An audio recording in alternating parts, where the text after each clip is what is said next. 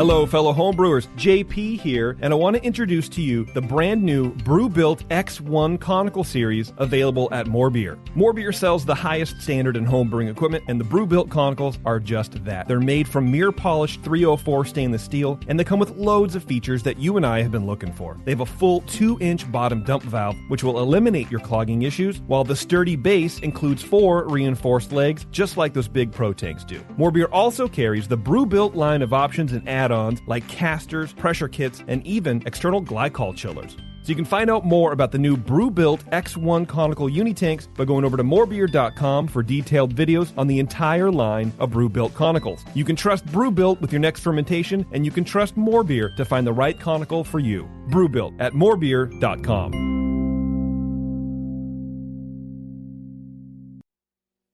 Today's Sunday session is brought to you thanks to the fine folks at More Beer. Visit them right now at morebeer.com. I want people to believe in me, and I want people to believe in me when they taste my beer. That's what it's about. You mean you laid underneath it and tried to put his tongue up the bung? I like to actually scoop up the yeast and look at it. 7 o'clock came real early that next morning. Yeah, man. Thanks for dumbing that down for us. You did an awesome job. It's all about food and beer. Punch me in the junk. Man, that thing was thick. The point is just beat it like it's your dick. I like to smell it afterwards. Are you being sarcastic right now? Yeah. Bring your body armor. I ran into my junk once on a ball valve in a kettle. That's a true happy ending. Now, live from the Brewing Network studios in Northern California, this is the radio program for home brewers, craft brewers, beer lovers, and beer geeks. It's your only source for live beer radio that brings expert brewers together with, well, expert drinkers. This is the radio program with a head on it. This is The Session.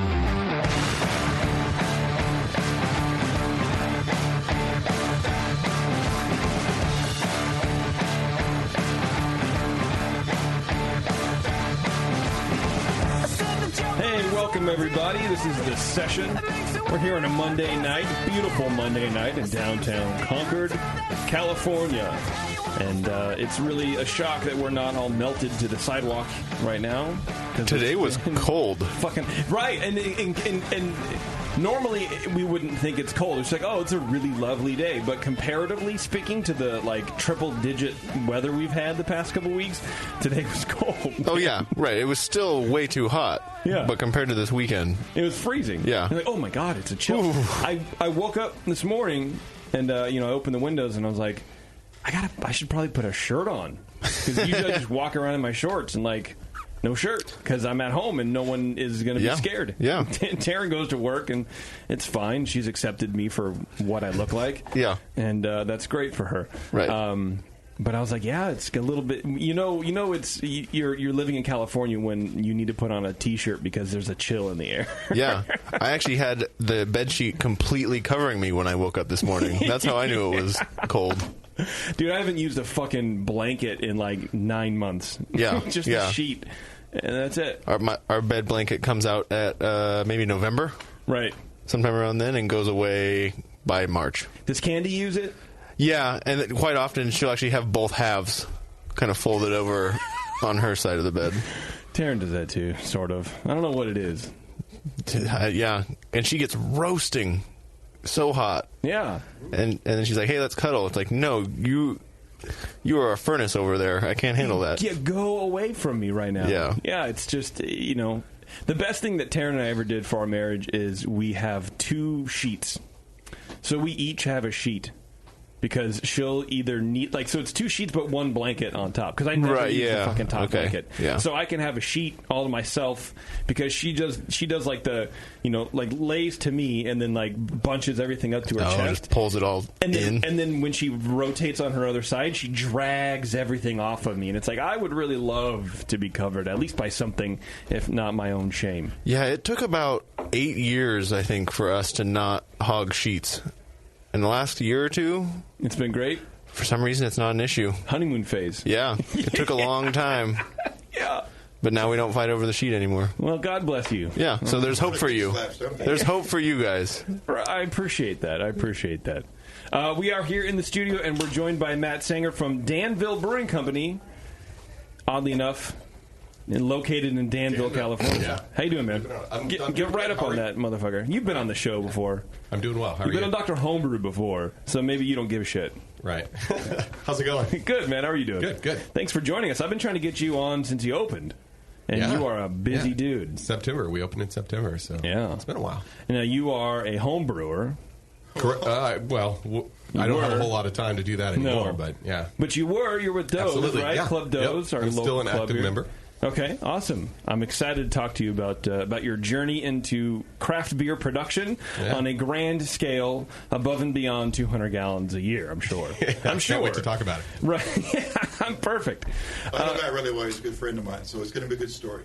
He's going to be good. Good. All right. Awesome. Let's do... Wait, we were talking, before we do feedback, Warren, we were talking about American styles. I don't know. It's just an interesting conversation to have, I think. Style creep? Yeah, that should be a new segment called Style Creep, where we take a beer from the menu outside and explain why it shouldn't be called... What's wrong with it? Yeah. Like, we're both drinking an ESB... Mm-hmm. And it's called an ESB, but it's the most un-ESB beer I've ever had in my entire life. I mean, maybe for you, but I wouldn't go that far. Well, I mean, it's not... You're not very entertaining. So. Yeah. Well, I also haven't been to London, so I can't really say. I've had Fuller's. Okay. I've had it in a bottle that's probably about 8 months old, stored warm. I don't know. It was just we were just bullshitting before the show about American hops in European styles, which is fine, sure, yeah. But I think, and especially with these like digital boards that say this is an ESB, like you check the box, right? You tick the box, that's an ESB, and it's not an ESB. And I think that does. I don't know if it goes so far as to say it does a disservice, but it's confusing for me and for my brain and for my palate. Where like I order an ESB, this is tropical and citrusy, and that's not what is this? Yeah, I think it especially in this situation when you just have a small amount of space to describe a beer. It's not entirely the brewer's fault or the brewery's marketing department's fault even, because there's only so much space to kind of describe a beer. And so you got to be as concise as you can be and cut right to the chase of what best describes it. Yeah, and you can't just say, it's an ESB with Cascade and Centennial, and we also used locally sourced grains. Like, you can't fit all that in there. No, but they wish they could. So they just said ESB. Yeah, I guess that is a good point. I don't know. It was just an interesting point of contention here on Style Creeps. Well, and some breweries are probably more intentionally deceptive. You think? Oh, yeah. Matt, are brewers intentionally deceptive about how styles are fucking don't mean anything to them? Yes. No. Okay. Maybe not intentionally, because it's like they don't know, right? So right. And to Warren's point, you only have so much room to describe a beer on a menu. So right. That's pretty narrow bandwidth. Right. But some breweries not necessarily brewers, but some breweries need to or want to have beers that can be described with the current buzzwords of the day. And so whether or not that beer is actually juicy. Is actually that. They just want to have the word Pilsner up on their board. Sure. And so that is intentional. That. That's not running out of space to describe that you used New Zealand hops in a lager. Right. Well, no, I think most take the high ground. Tasty, get on that microphone, homie. Some of that's happening for sure. Pull that microphone to your face. No, I got it. It's just not very hot for some reason. Oh, okay. You're 5 feet away from it, but if you get closer to it, it'd be a lot better. As much as I ever am. Okay. Okay. Thank you for... Sure. Okay.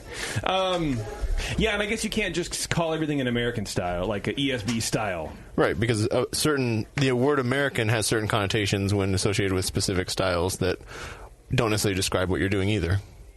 Like American wheat doesn't necessarily imply the hop varieties that you used. It can, but not necessarily, or even whether or not it's cloudy or not. Or has, it shouldn't have cloves or banana flavors in it, but some people spice it to where it kind of does. I don't know. That's really the only thing that's implicit when you say American wheat, that it shouldn't have clove or banana. That's about it. I mean, yeah, it shouldn't. But it was also made in America. That's right. So, and that's all I really care about. Right. With so every source grain. A lot of beer is American for you then. Yeah, I don't know, man. Styles just kind of piss me off. I'm in a shitty mood today. And I think a lot of styles are just pissing me off today. It's like going outside looking at the board. It's like, I don't know what any of this shit is. A pale ale at 6%. Are you serious? That's a 6% pale ale? Okay. I guarantee you it has a lot of IBUs. Yeah, I guarantee you it's a bitter beer. This last week I was getting really grumpy about style creep. Yeah. And was apologizing for getting on a soapbox quite often to a few people. And what is that? Why do we do this? Why do we hate the thing that we do? I don't hate the thing that I do. I hate what other people do to the thing that I do. Yeah, that's true. I hate the thing. I don't know, man. It's just, I don't know. I'm getting kind of tired of it on my end because it's like I'm pulling all the fun out of talking about beer. Because nobody listened to me bitch about it. Everyone's like, oh, JP's fucking bitching about it. And then 5 years later, everyone's like, hey, you know what I fucking hate is the thing. Like 8 years ago, 7 years ago, I'm like, you know what fucking sucks is high alcohol beer. I would love more low alcohol beers. It's hard being... Oh, JP, you shouldn't even drink beer. You fucking hate everything. Now look where we are. So I'm the fucking genius. Well, you guys are all dicks. It's rough being on the leading edge of the hate curve. That's right. That's all I am. Yeah. We should do a show called Style Creep. Or just be like, you know what? It'd be like brewing with style, but just going through everything that every brewery does wrong with that style. It'd be one episode. The style is beer. Yeah. It's all just beer. Yeah. Like a pale ale. 6% pale ale. Mm-hmm. Great. And then we do an hour on how that's terrible. I made this black pale ale. It uses some carafa. But I lagered it. Yeah. Right, yeah. It's just amazing. Yeah, and then I aged it in a barrel with Brettanomyces. It's perfect. And then I clarified it. Right.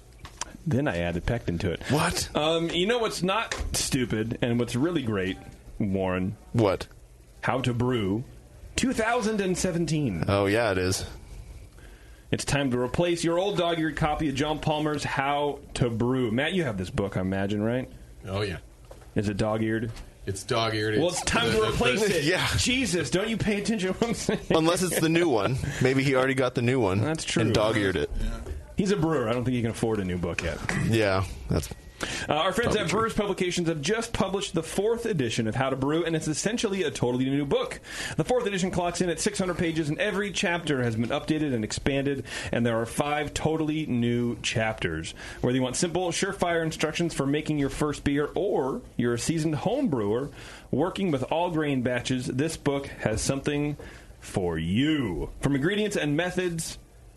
to recipes and equipment for brewing beer at home, How to Brew is loaded with valuable information on brewing techniques and recipe formulation. Grab your copy today at brewerspublications.com or buy it from your preferred beer book vendor. Look, go into your local homebrew shop, first of all. Mm-hmm.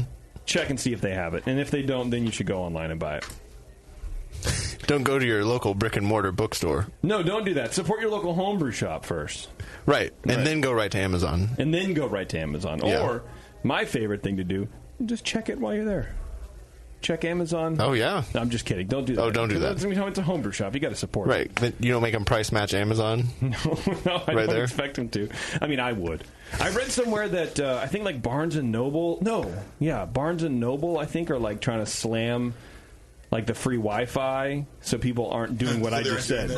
Like go, really? And then because Amazon effectively killed the bookstore, which now they're opening a bookstore. Amazon's going to have like brick and mortar bookstores. Which I think there's a lot of closed locations. They probably go right after them. Right? Yeah, for sure. You have to, in order to build them up. You've been married long enough. You should know this. In order to build them up, you have to break them down. Right. Well, that's like big craft and small craft. Yeah, think about it. That's what they're doing. It's like breaking a horse. Yeah, right. My life is like that movie Black Beauty. Right. Oh, my gosh. Hi, Beverly. Why? You guys are stupid. I feel that's very rude. Yeah. But accurate. When are you going to start building us up? Yeah, you've broken us down. I've already built you up. I'm in the breaking you down process. Oh, you did it backwards. I heard you had an awesome night the other night. I don't want to talk about it.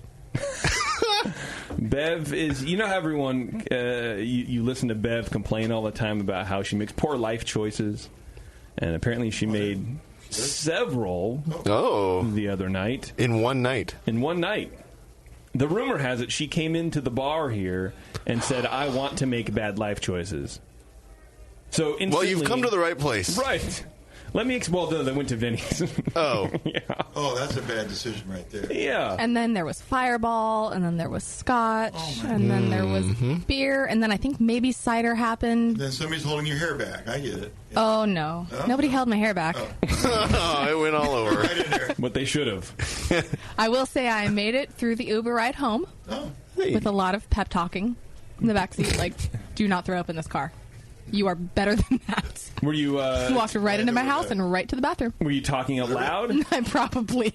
I'm sure your Uber driver's like, oh, fuck this bitch. My Uber rating went down significantly. Tell us why you gave her this rating. She drunk. She annoying. That is true. You are kind of annoying. Sorry. Let's do some feedback, Warren. What do you think? Sure. As long as we don't have to get that glare again from Bevo. Yeah, she'll powder her nose and she'll be fine. Feedback today is brought to you by the Beer Law Center. Go to beerlawcenter.com and John Sintsmakis will help you out and protect your trademark. He'll also file your trademark for you. He filed a trademark for me, and he will file one for you.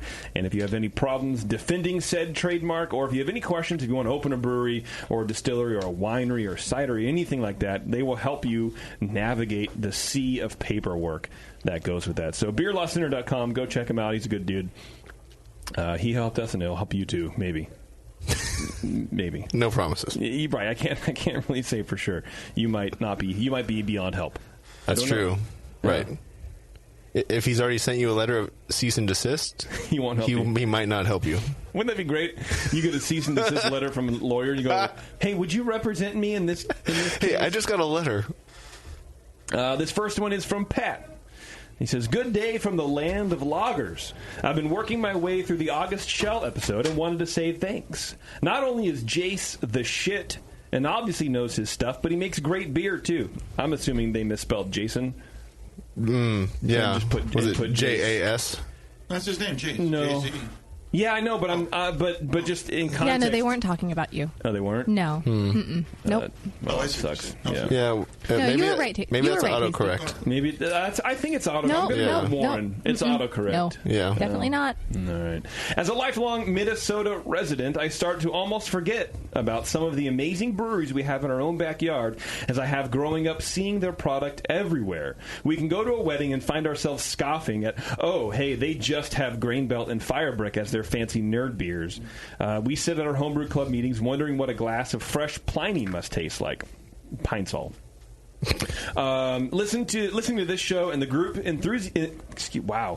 group's enthusiasm over Shell's beer and all of our lager options in general made me want to make it a mission to step back the next time I'm buying a beer and really look at what I have for options. It was your enthusiasm in sampling our quote normal beers that really makes me want to not only spend craft but also reminded me that I can spend local-ish, and the wife and I also want to make a trip to Shell's Brewery as a destination and not just quote the next time we're over there we'll have to stop by.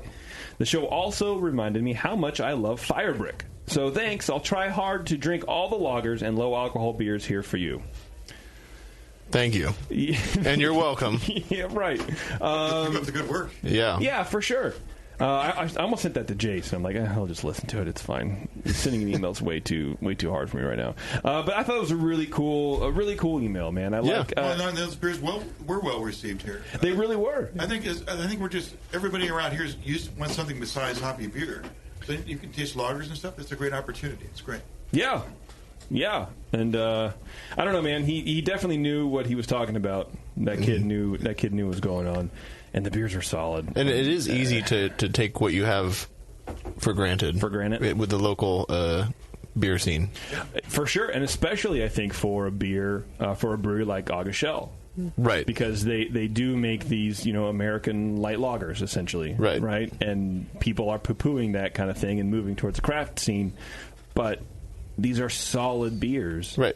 And you don't need to shit on them because they're not. I mean, it's a craft beer. They're a craft brewery. You don't need to shit on it because it doesn't have a lot of, hops in it. Yeah. It's yellow and fizzy and craft. Right. Yeah, it's not macro. Right. So I thought it was really rad. That's probably one of the better emails I've gotten. Yeah. This next one is sent by my iPhone. He says, "Howdy, I was reading the description for Simpson's malted oats, and I wanted to hear JP's opinion on what they have listed." And he gave me the website. "I want to use them in an oatmeal stout, but I guess I'll have to make," what did he say? "I guess I'll have to make an NEIPA now." Actually, that's from Phil. See, so I just want to point out for all the haters, number one, this is another listener-generated mention of NEIPAs. We didn't mention it. We haven't mentioned it on our own for a while. Well, who edits the feedback and decides what emails make it through? They all make it through because, oh, Jesus Christ. Fuck this guy. So, in the Simpsons malt link, it says malted oats, and then right underneath it says silky smooth fullness - juice bomb. It's a fucking grain. What are you talking about, dude? Jesus Christ. Beer styles: oatmeal stouts and porters, pale ales and East Coast style IPAs, double IPA juice bombs. I was trying to imagine what oat I've ever had and thought, hey, this is juicy, and then realized what they're doing there. Yeah, it's just the protein. I mean... Oh, so, well, if it's the oats that add the juiciness to the beer, I guess I'm okay with it. It just makes me mad, dude. Flour, oats, what's the difference? But, like, I don't know, it's just another proof, I guess, as if we needed more proof, that the juicy juice bomb garbage is just fucking marketing. That's all it is. 10 years ago, 5 years ago, if we were making beers like this, no one would say, "It's a juice bomb." No one would go up to you and go, "What's your juiciest beer that you have?" Nobody would ever do that, but it's just a buzzword, and clearly Simpsons is jumping on that bandwagon, I guess. The day I'm at a beer festival and I get the question, "What's your juiciest beer?" Flipping a table. That will be the last day I ever am at a beer festival. I'm throwing it down right now. Yeah. Throw in the jockey box right in. Right. Everything. I'm going to rip my dick off of the root. Yeah, right from the root. At him. Yeah. Stop it. Yeah, well, people apparently are asking, what is your haziest beer? That's another marker. Okay. It used to be the alcohol percentage. Yeah, right. It used to be then it was the IBU. Right. Now it's the haze factor. What's your haziest looking beer? Yeah, well, I mean, right now we were pouring the American wheat that has a lot of yeast in it, so I actually had a beer for the hazy people. It just wasn't super hoppy. Right. They're like, I don't understand. Right, yeah, this isn't juicy. Right. Whatever. Next one is from Alex. He writes in and says, "Hey guys and Bevo, I just want to say thanks for all the entertainment you provide me while I toil away at my job, wishing I was brewing instead. I started homebrewing in 2012, and it wasn't until 2014 that I discovered the show. Since then, I've feverishly listened to all of your old shows. The knowledge that the Brewing Network has given me has been invaluable in honing my skills and procedures on brew days, so much so that I just signed up as a private in the BN Army. Thank you. Thank you. Welcome. Put your money where your mouth is there, bro. Oh, that's from you. That's from me. Oh, okay. Yeah. JP and Beardy, keep it up. You guys haven't burned the house down yet, and I've been enjoying the show immensely since Justin has taken his, quote, vacation. I will say, I like to rip on Justin a lot, but I will say he's actually been working, so, not to say he hasn't been vacationing also. Yeah. But, I've seen pictures of him working on a lake on a jet ski. He's been working on polluting the environment. Right. Yeah, he's been working on climate change. Well, sounds like it's not going to change itself. Right. I'd like to suggest that you guys talk with Braxton Brewing Company out of Covington, Kentucky. I discovered them on a work trip last year and have made the 8-hour round trip several times for their special releases. I would never. Oh, no. Are you friggin' kidding me? Did he just time drop to one up the guy who went 2.5 hours out of his way last week? They recently just opened up Braxton Labs where they get to experiment on smaller batches. This place quickly shot up to one of my favorite breweries, and I think you guys would dig them. All right, well. What are they close to? What did you say, what town they're? Covington, Kentucky. Okay, if you're there, check it out. Yeah. Where the fuck is Covington, Kentucky? I feel like I've heard that name before. There might be a distillery or something nearby. In Kentucky, you think so? City of Covington. Oh, it's near Erlanger. So. Oh, yeah. Right. Actually, it's closer to Fort Wright. Actually, really, it's across the river from Cincinnati. Oh, cool. Okay. So northern Kentucky. Yeah. And apparently they have a Coney Island amusement park there, too. I don't... Go figure.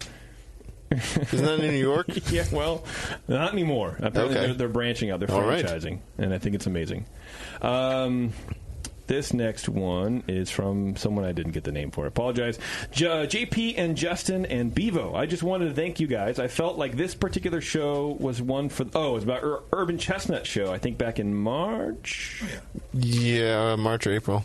I feel like this particular show was one for the record book. Specifically, I thought your debate explanation as to why AB buying craft breweries is an assault on our culture. When you throw the culture card down, you're fucking with some shit now, dude. You're getting heavy. Yeah. You start a culture club. You also talk so positively, never mind, about Urban Chestnut. It's a brewery I've never tried, but now I'm on their lookout. On the lookout, let me help you. Yeah. On the lookout for their selections. Bravo, keep up the great, insightful moments that occasionally accompany the 3 hours of garbage and bitching. Hey, it used to be fucking 5 hours of garbage and bitching, so we've cut it down. With the same amount of moments. Right.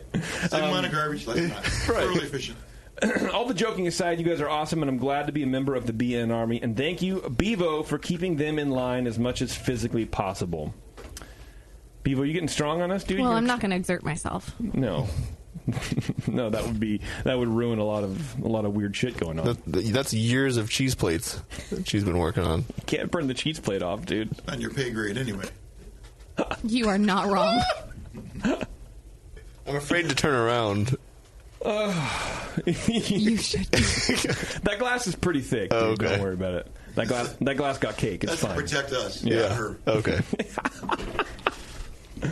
Okay, I guess we should take a break. What do you think, Warren? Sure. Do Oliver Johns? Yeah. I'm so out of it, dude. I fucking moved this week.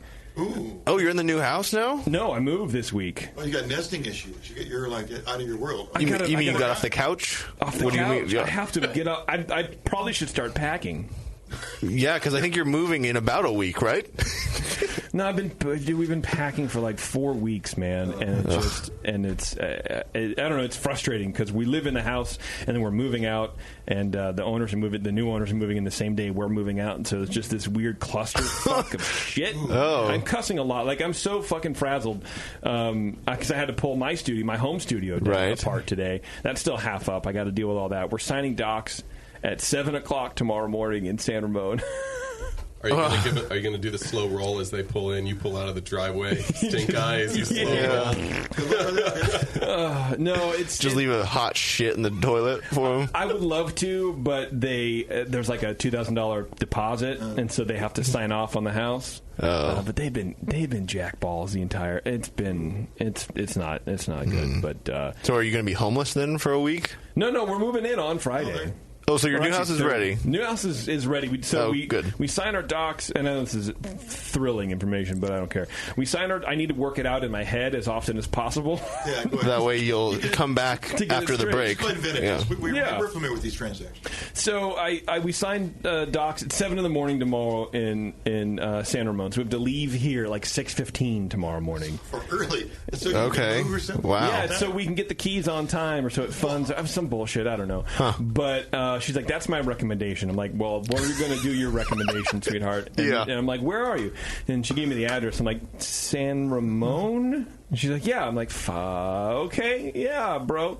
And then we do that, and then we have to hoof it out to Oakley for our 10 o'clock final walkthrough. Okay. For 3 hours. Well, at least you'll be ahead of rush hour to get to San Ramon. Yeah, for sure. Yeah. It'd be worse if she said, hey, show up at 8. You'd have to leave at about the same time. Exactly right. Yeah. Exactly right. I don't know. So tomorrow's just going to be super, super busy. I'm not entirely sure I can get internet for like a week before we move in because it's a new. Uh-oh. And first of all, even if I didn't work at home, how do you live without the internet these days? I know. What are you going to watch? Can't you get like a hotspot for your phone or something? Just go back. Yeah, but I think that would. I don't know. I would have to look into that. You got AT&T? Verizon. After a week, you're going to be with your underwear on your head.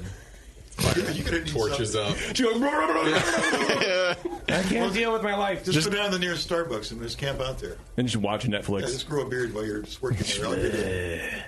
Go to Radio Shack and get one of those old rabbit ears and antennas. I mean, we have enough movies that I found for free on the internet. Found. That'll be fine, but if I have to watch Harry Potter 4 like one more time, I might just rip it out by the root. I wouldn't know. I've never watched it. Azkaban? I mean, it's fine. It's fine. It'll be fine. Everything will be okay. But I don't know. I'm excited about it, but it's also just stressed out as all hell, dude. Yeah, just think of all the first impressions you're going to be making with your new neighbors. Dude, I bought a pizza oven.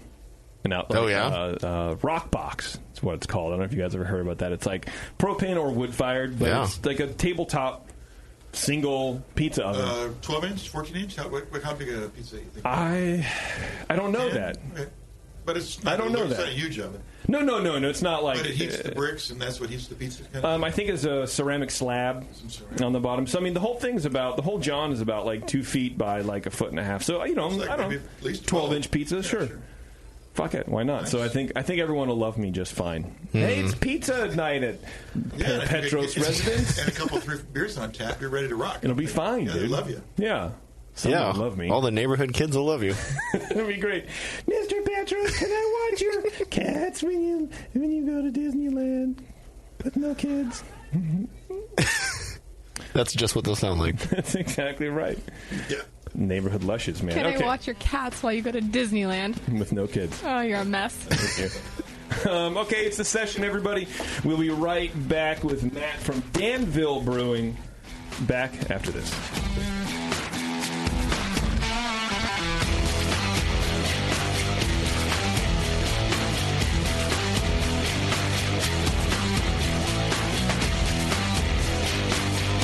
You're listening to the Brewcasters. On the Brewing Network.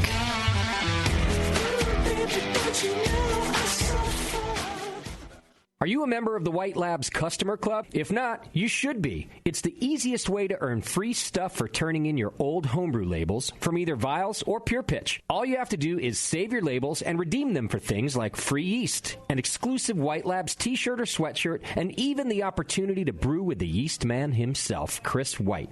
Signing up is easy. Just go to whitelabs.com/customer club, fill out the registration form, and then mail in your labels. They will return the favor by sending you awesome White Labs swag. Go sign up today at whitelabs.com/customer club. White Labs, pure yeast and fermentation since 1995.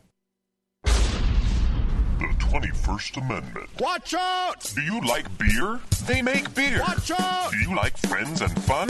They make friends and fun. Watch out! Do you still like to have a good time? The 21st Amendment. Watch out! The 21st Amendment in San Francisco, located at 563 2nd Street, 2 blocks from the building where baseball is seen and played. Try their beers in the pub or try them in the can, featuring Monk's Blood. Made with real monk.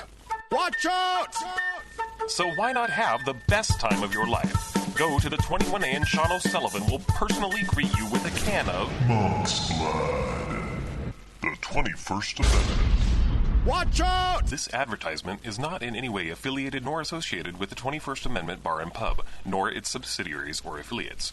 This telecast is not copywritten by the 21st Amendment for the private use of the Brewing Network. Any use of this telecast without Jamil Zainashev's consent is prohibited. Suck it, JP. Brewing great beer is a process of continuous learning, and the best books on every aspect of brewing can be found at Brewers Publications, with more than 50 awesome titles like Modern Homebrew Recipes by Gordon Strong, Designing Great Beers, the Ultimate Guide to Brewing Classic Beer Styles by Ray Daniels, American Sour Beers, Innovative Techniques for Mixed Fermentations by Michael Tonsmeyer, For the Love of Hops, The Practical Guide to Aroma, Bitterness, and the Culture of Hops by Stan Hieronymus, and Radical Brewing, Recipes, Tales, and World-Altering Meditations in a Glass by Randy Mosher, plus many, many more. These are the books and the authors with the knowledge to push your brewing farther than you thought possible. And you'll find them all at fine homebrew and book retailers everywhere. And visit the website at brewerspublications.com. Brewers Publications, all the best on beer and brewing. Since the first time the Brewing Network microphones turned on, More Beer was behind it. More Beer sponsors the programming on the BN because, like you, they love brewing. And like the Brewing Network, they love sharing their knowledge.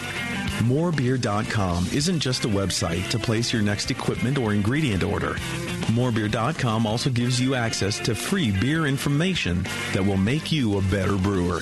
Go to morebeer.com and click into the Learning Center. You'll find podcasts, technical facts, video tutorials, and more, including access to The Buzz, More Beer's social network of more than 5,000 members. And some of them might even be crazier about beer than you are. Get over to morebeer.com today and take advantage of The Buzz, the forum, the Learning Center, and make sure you're signed up to receive the newest More Beer catalog. More Beer, bringing you absolutely everything for beer making. Marin Brewing Company in Northern California has been making award-winning beers for more than 25 freaking years. Today, I want to tell you about their new 12-ounce cans of Mount Tam Pale Ale. The good stuff. Mount Tam is bright gold, 5.5% ABV to keep you feeling good, and has been winning awards since 1989. If you're visiting the Bay Area, get your butt out to Marin Brewing Company. They pour tasty beers and serve great food every day until midnight. Come in for a tour, stay for the food, and pick up a 6-pack of cans of Mount Tam Pale Ale to enjoy at home, camping, biking, or whatever the hell you do. Owner Brendan Moylan has this to say about Marin Brewing beers. It's freaking awesome. Marin Brewing has won more than 100 gold medals in international competitions. Check out marinbrewing.com for all their award-winning beers, food, and merch. Marin Brewing Company in Larkspur, California. Award-winning taste, refreshing finish. It's freaking awesome.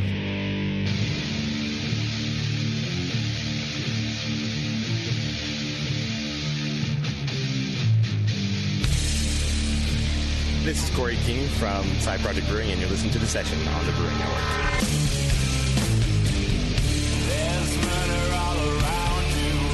Hey, thanks for sticking with us, everybody. Before we get to Matt and his people from Danville Brewing, he's changing up the order of the glasses on us. Oh, Jesus. So you have to match his order now. His order? All right. Oh, here, let me do this. What do I got to do? I got to switch it around. Okay. Got my Johns all crossed up in my Johns, dude. Yeah. Hey, Warren, did you know that White Labs added 16 new strains to the vault? What? For home brewers? Did you know that? I didn't know that. Well, you should have. Is this the first week you've been saying it? No, we've been reading it for the entire month. See, that's why. God damn it, I Warren. just started listening. Visit whitelabs.com/thevault. Place a pre-order for one of the strains, and once it hits 150 orders, you'll get the strain shipped right to your door. Now you can purchase specialty strains from the vault straight from homebrew shops. Also, 2 different pre-selected strains will be available at retail locations every 2 months. This way, there's no wait for pre-orders to hit. Just visit your local homebrew retailer and pick up the strains. Keep an eye out for WLP 616, which is the Funky Cider Blend, and WLP 059, the Melbourne Ale Yeast, which will both be available during July and August. They really need to talk to their security guy over there in charge of the vault, because he fucking lets him go, dude. The yeast is getting out. Lots of it. But it gets put back, it gets chased down, I guess, and then it gets released again. Oh, it's very weird. Huh. They got a whole thing going on. So it's more like a zoo than a vault. That's how it happens at zoos. Shit gets out? Well, I guess usually if it gets out, then it gets shot. Yeah. So maybe not like a zoo. Right. Hey, do we have a Twitter game, by the way? Oh, I forgot about that. I did too, since I don't have a computer. We will. You're holding a computer in your hand. You sometimes make calls with it. Sometimes, but the battery dies on this computer a lot. That sounds I'll terrible. work on it. You'll work on it? You'll work on the Twitter game. I will. Okay. Well, in the meantime, let's get to Matt here. Matt, how you doing, my friend? I'm doing all right. How are you? Pretty good, man. Good to be back. Yeah, thanks for coming in. Appreciate it. This is the first time on the show under these circumstances, or auspices, I guess. I don't know what that word means. We did a show. I was fine with circumstances. Yeah. Oh, I'm a brewer. Now I have to talk fucking down to everybody. Yeah. I get it. That's fine. You're so smart, Matt. Yeah. Oh, look at the homebrewer talking to me. I'll just use a big word and fucking freak him out. It'll be fine. I don't even know if I use that in the right context, honestly. I don't know either, man. I don't even know if it's a real word. No, I'm just kidding. Ostriches, and right? you have a crew with you, too. Who's everybody in the studio here? All right. Well, I brought Orlando, who is my assistant brewer. How's it going? Oh, let me check. How you doing, man? Good. How are you doing? Perfect. Thanks for coming in. Yeah. And then next is Marcus How you Maida. doing? He's the man behind the scenes here. He's the guy. He's the reason I have a job. Well, I appreciate you giving this young man a job. My pleasure. Perfect. Yeah, sorry about the mic situation. I don't know what's going on. I thought you were going to chase that other mic down. I looked everywhere for that microphone. I have no idea where it is. All right. 2 guys, 1 mic. $49. Hope to get Pretty the much. Radio Shack. These are like $59. Ooh. I think they might even be the sex number dollars. What? They might even be $69. 78? Yeah, that's right. Anyway, so Matt, let's go through your history real fast because everyone knows you from Dr. Homebrew. I'm sure. Oh, of course, yeah, that one Everyone show. remembers that one show. All of those people. And we talked a little bit about homebrewing, but just to keep everybody informed, how long were you homebrewing before you transitioned over to the big time? Well, shit. I started homebrewing. No cussing, please. It's rude. Yeah, okay. Yeah. Well, fuck. I've been homebrewing since before I was legally able to drink, thinking that it was going to be cheaper. Yeah. To brew beer than you weren't very smart then, were you? No. No, we all think that, right? But you know what got me? I remember I was at a bookstore and I was thumbing through and I saw a Clone Brews book. Yes, yeah, I had that beer too. And I flipping through it, and I saw, oh my god, I can make a clone of Sierra Nevada. What? Yeah, really? So so I went to the local homebrew store and bought my bucket and carboy and rack and cane, and I made nothing close to a Sierra Nevada pale ale. Okay, but it resembled beer and it was wet. Yeah. And it made me feel kind of funny. So that was a win. Yeah. However, that is when the bug bit me. Okay. So I homebrewed for quite a while. But was it the same bug that probably contaminated your batch? Absolutely. Okay. And multiple batches after that. There you go. Just call it a sour after that. Yeah. But I was working in the medical field at the time, working as a phlebotomist. I was a volunteer firefighter and just finished paramedic school. Wow. But I realized I knew that's not something I wanted to do with the rest of my life. And so it was time to kind of step back and take stock in what I wanted to do. And my wife was like, man, we were living in Sacramento at the time. And she said, you love brewing. You love home brewing. And UC Davis is right down the street. Yeah. So, why don't we pool our money together and take a second out on the house and attend the Master Brewer program, and that's exactly what I did.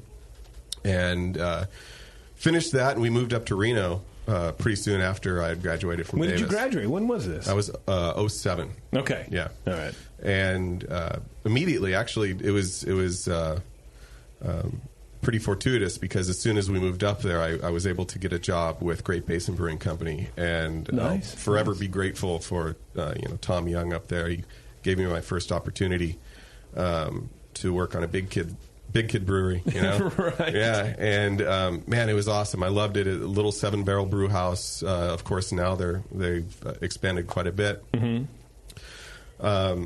So we lived there for, my wife is a physician, and she got her first job at a hospital up there. And then she got a job at Kaiser in the Bay Area. So we moved down here, and it was about that time we had our daughter. So I decided to kind of take a step back and play the role of a stay-at-home dad. Okay. It's a tough role. Oh, Jesus.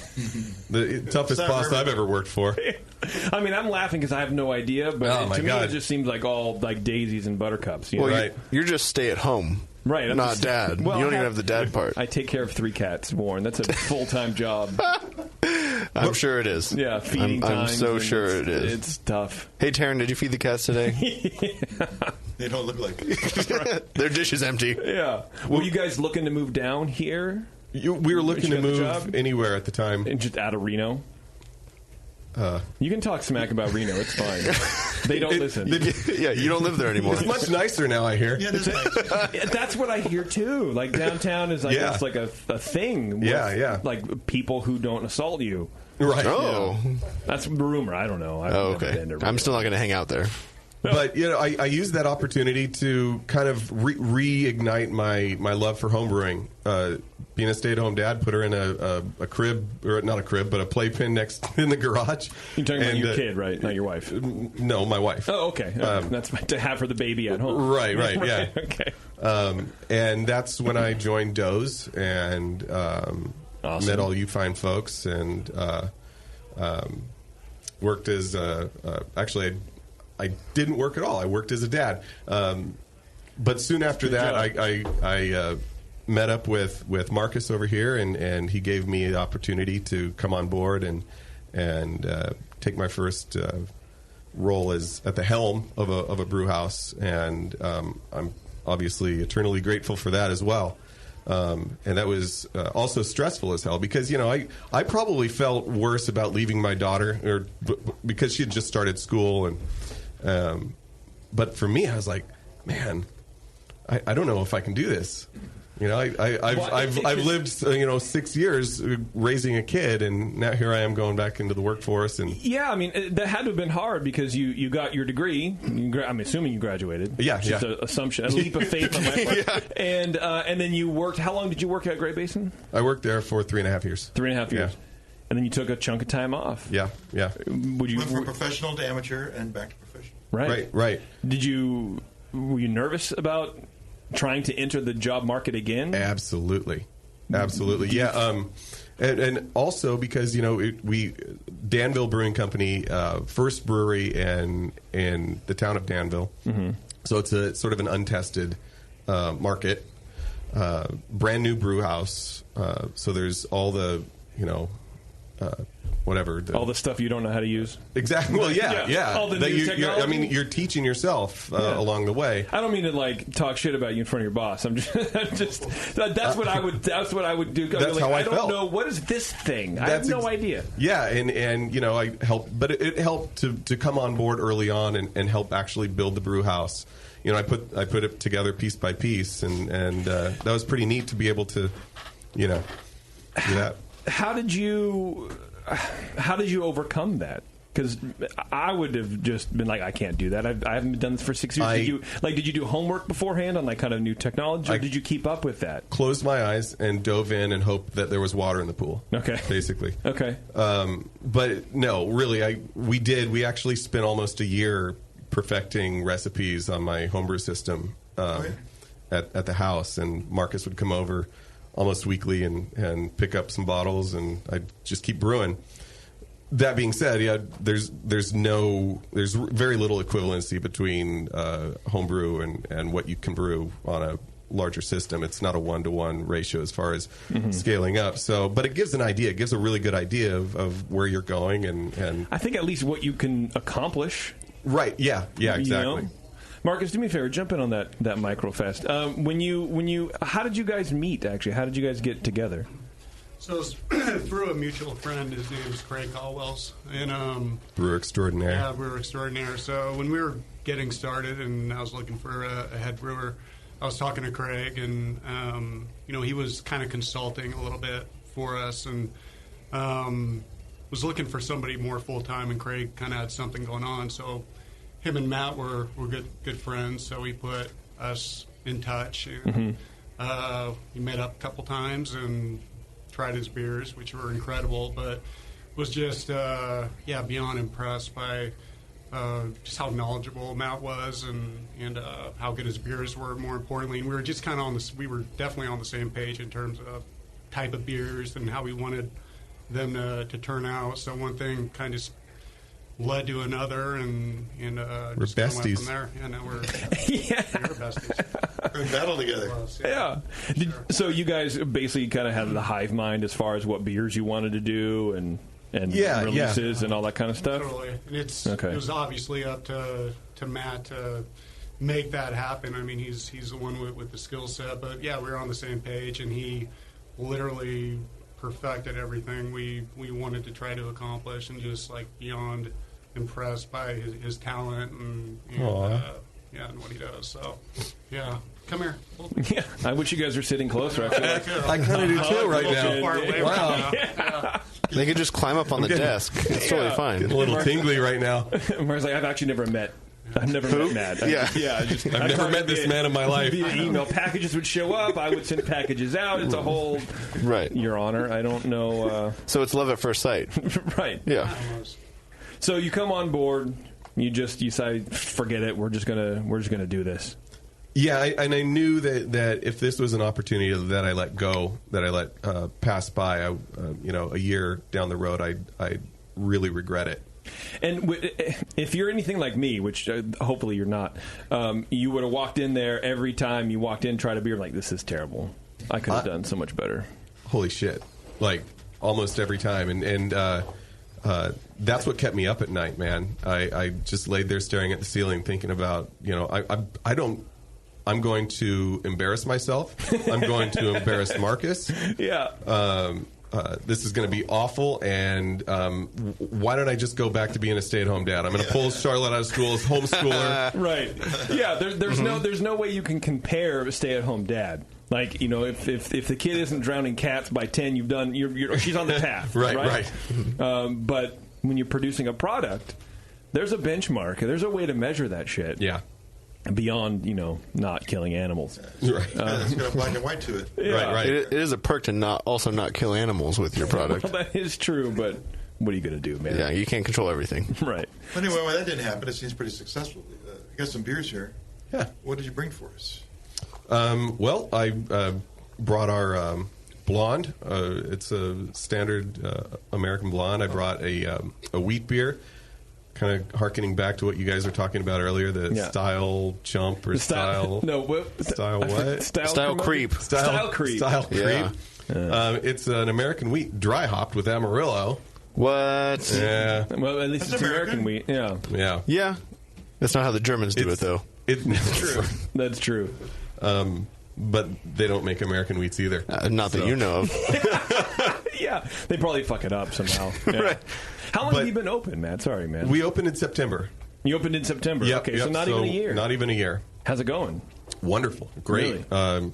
We're packed most of the time, and still, it's hard to keep beer in tanks. Good. Yeah. I went there, I think, 4 months ago or something with my family who lives in Danville, and they're like, see if you can get a reservation because you know the guy there. I'm like, I know the guy who brews beer there. I don't know the guy who seats people and the guy who makes the food to like make. So I'm like, it's. Yeah. Whatever. So they call up, and I guess the server's like, "Oh, you want to come in on Friday at 7? You're going to have a long wait." And it was packed. We went up going like 4 o'clock, and it was packed, and I was shocked at like people waiting outside. It's a great space, and it just people were enjoying themselves and having fun. But just how many people the place had been open for 6 months or so, and there's still just a throng, I guess, of people. And I was like, "This is really cool, man." They're a thirsty crowd. Yeah, there they really are. And they're tired of pizza. Yeah. Pizza parlors are like as plentiful as Starbucks. Every street corner. Yeah, has a pizza shop in Danville. Yeah. I also brought a beer that I collaborated with Tasty. It's American Pale. Okay. And then the first time it's a beer that I had a lot of success with on the homebrew side. Won a lot of awards. It was the first time I scaled it up to a pro level. Oatmeal Raisin Cookie, and that beer, since I brewed it at Danville, has won 2 awards so far. So, wow! Yeah, congratulations! And then we're doing a pro-am this year at GABF with a really great homebrewer in Doze. His name's Adam Weiss. Okay. And we did a Russian Imperial Stout, and I brought some of that in as well. Oh yeah, that'll be great, man. Yeah, and I brought Adam in too, so we'll have him sweet, on. Nice. Perfect. Surprise. I invited him. He showed up. That's This is no big deal. I went to his house. That's usually how it works. Kidnapped him, and he's in my trunk right now. He's in my pocket. He's a frisky little guy. Yeah. So how do you decide if it's an untested market for a brew pub? How do you decide what styles to put on? That's a great question. Thank you very much. Brew it, and if it doesn't move, I'm not brewing it again. It's not a very good answer. But I gave you a great question, and you gave me a. I'm just kidding. You know your clientele. For instance, the beers you just described to us are pretty much really good entry. They are, and it's for all intents and purposes, it's an entry level market. Really, I'm not going to brew,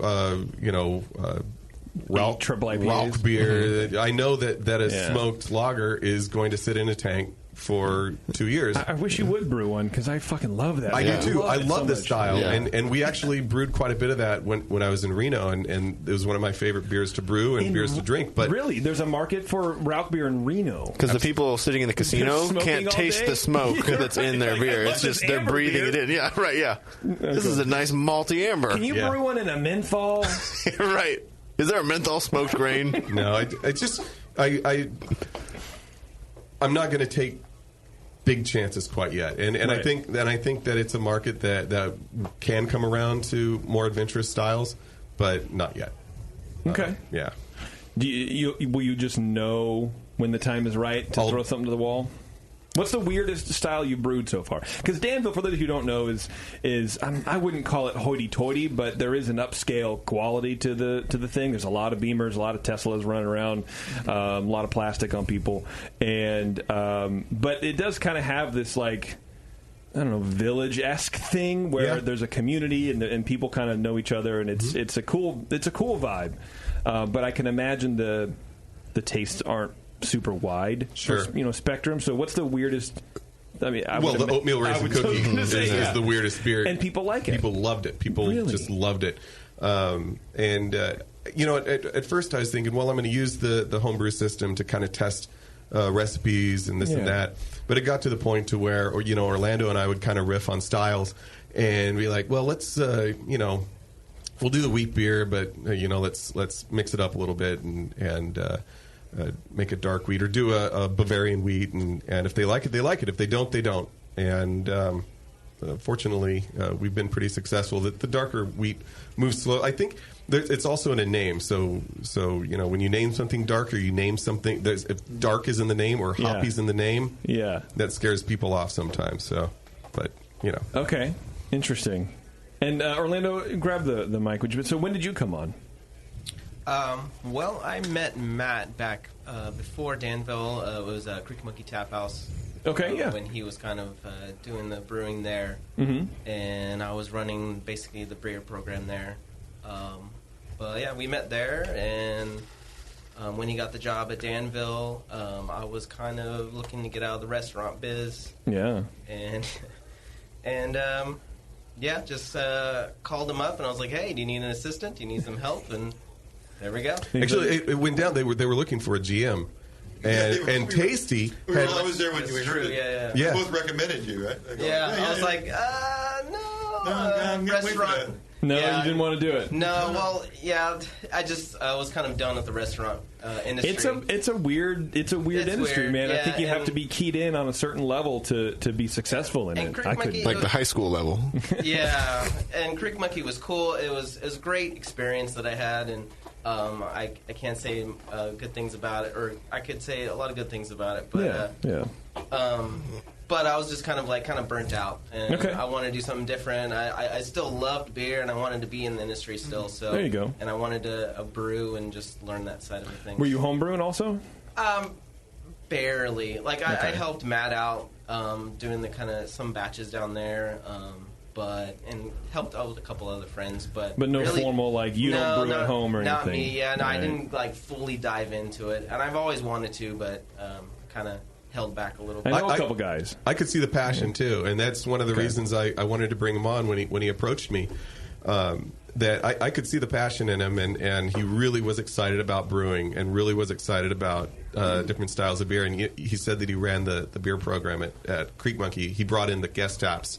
And he does the same thing at Danville as well. And we have probably one of the better guest taps in the San Ramon Valley. Which sort of answers something that JP was asking earlier. How do you know when everybody's moving on? Right. You can test that with the guest taps. Absolutely. That's a good point. And then if it's a beer that I really like, say it's a Rauch beer or whatever, and I know that or I have an inkling that it's probably not going to go very fast. We'll try to find one and bring it on. If the keg's just sitting there for 2 months, then all right. I guess the market's not ready yet. I've got some weird stuff just to try to test out what Danville people and what the surrounding area wanted to drink, and I was like, okay, well, it worked here a little bit, but let's throw it out there. Right. Well, see how beer curious they are. A keg is cheaper than a batch. Exactly. Yeah. And I respect that. I respect the hustle of like, well, let's see if they like other people's beers first, and then we'll throw something out there. So, what's the first beer? Is it the blonde? It's the blonde. Yep. All right. Tell me about this guy. Okay. Well, it's standard blonde, 2-row white wheat malt and some caramel. And I really like the caramel. It's crisp caramel, and it lends sort of a nice bready bread crust note to it as well. That is the first thing I noticed. Mm-hmm. It's almost like it's a weird sensory thing, but like homemade bread from a bread machine, right, or whatever. So it's not super dark like store bought bread. It's like pale crust, white bread. I don't know. Yeah, sure. Yeah, it's some weird French, some weird thing. And what caramel? Yeah, like a soft carafoam? It's the crisp caramel 15 Lovabond. Okay. Yeah. From Crisp. Yeah. And it's hopped with Mandarina Bavaria. It's a hop I really like on the kettle side. I've had it as a dry hop before, and it's really nice up front, but then it gets kind of nobly as it ages, I've found. And I really like it more in the kettle, and I think it brings a nice brightness to the beer as well. Yeah. Yeah, that's a crisp beer. What's the ABV on this, John? Let's see. That's 4.8 or 5.1. Somewhere in between there. Well, really? Wow. I think it'd be. It drinks like a lower ABV. Yeah, for sure. It was tasting really good up in Sacramento this weekend when it was 100 degrees or whatever it was. I think they just relocate Sacramento to the surface of the sun. It felt like it. It felt like it. And then they bring it back like Dalaran. What were you guys doing in Sacramento? The state fair's going on. Oh, yeah. Fairgoers, where you go out there, filling up, looking at some cows and stuff like that. Yeah, we were actually judging. Cow judging. Yeah. No, I think I saw you guys were like getting awards and stuff. Somebody won. But yeah, Matt alluded to one of his beers getting one, so he was collecting one there this weekend. Well, you guys getting some hardware. Yeah, that's cool. And then you were pouring your beer. Did they have like an event or something? Yeah, the Brewfest on the racetrack. So like every 15 minutes, the horses would come. Yeah. I'd never been that close to the horses on a racetrack. Yeah, it's I never heard the jockeys yelling at them. Yeah, and also the whips. You actually hear the like happening. Yeah, and it's like, they're always doing that. The whole stretch down, just and just. I was wondering where that yelling was coming from at first. Actually, what the hell? Yeah, too much beer. Yeah. I wonder how the horse knows which jockey's yelling at him. Yeah, you think if one was yelling, right? Taryn was telling me that at the Alameda County Fair here, I think a couple weeks ago, there was a kerfuffle at the starting gate, and one of the jockeys fell off the horse. Oh, but the horse went at the bell and fucking won. Sure, he didn't have a jockey on his back. Oh, yeah. So did the jockey get his bonus? It's just disqualified. The horse gets all the money. I would be so pissed if I bet on that horse. Oh, yeah. Oh, my God. Anyway, sorry. This beer's really good, man. It's really easy drinking. Nice, clean. I a lot of my beers I like to keep dry, clean ferment. So, did you tell me about the base malt already? Or raw, yeah. This is fermented at about 62, 63, so on the lower range because I don't want a whole lot of esters to get in the way. Just a nice, clean, easy drinking beer. Yeah, and it's our second fastest selling beer in house, aside from our IPA, standard IPA. No, that's the first. Yeah, of course, it is still America. Sure, yeah. And then the next one, this cloudy business. It's the OG cloudy beer, right? I can see the juiciness. How much Simpson's wheat malt did you put in here for juiciness?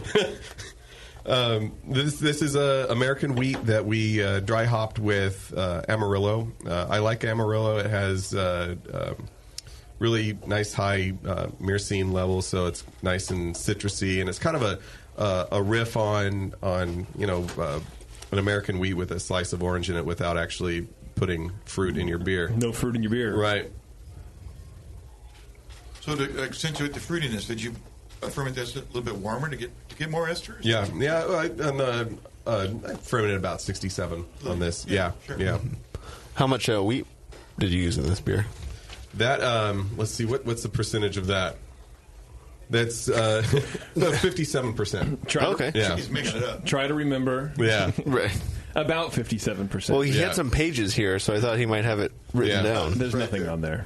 No, it's 57% wheat. There's some raw. I'm a big fan of raw, raw 2-row, and little German pills as well. Can we give him a little bonus check? A little bit more than we normally give our guests, because he brought his recipes with him. Isn't that cool? Sure. Yeah, we'll take it out of yours. Yeah. No, it's a good spin on a classic wheat beer. Yeah. And actually, this definitely satisfies any sort of juice. I hate using the word, but juicy. I don't know, focused beer people out there. For all intents and purposes, I think that American wheats are just a little boring, and I wanted to. And they totally are. Jazz it a little bit. Ask Pyramid how well it's doing. Just making American wheat beers, right?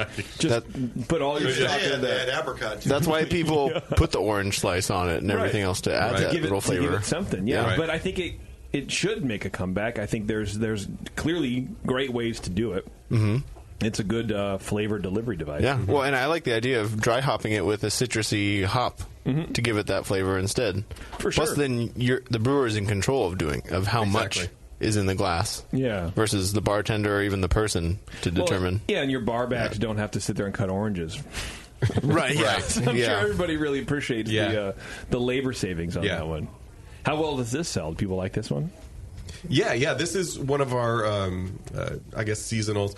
We always have a wheat beer on of some sort. Our first wheat we had when we opened was just a Hearts wheat, a standard American wheat, no frills.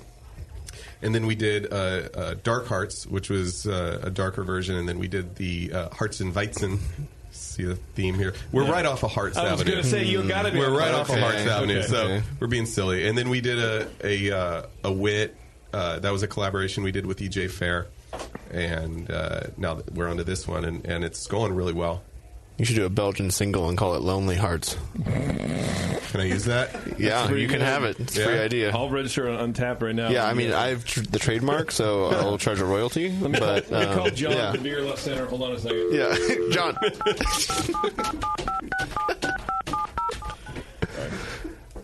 But yeah, you can have that. It's a fun beer, and I've actually wanted to play with dry hopping this beer with different single hops throughout.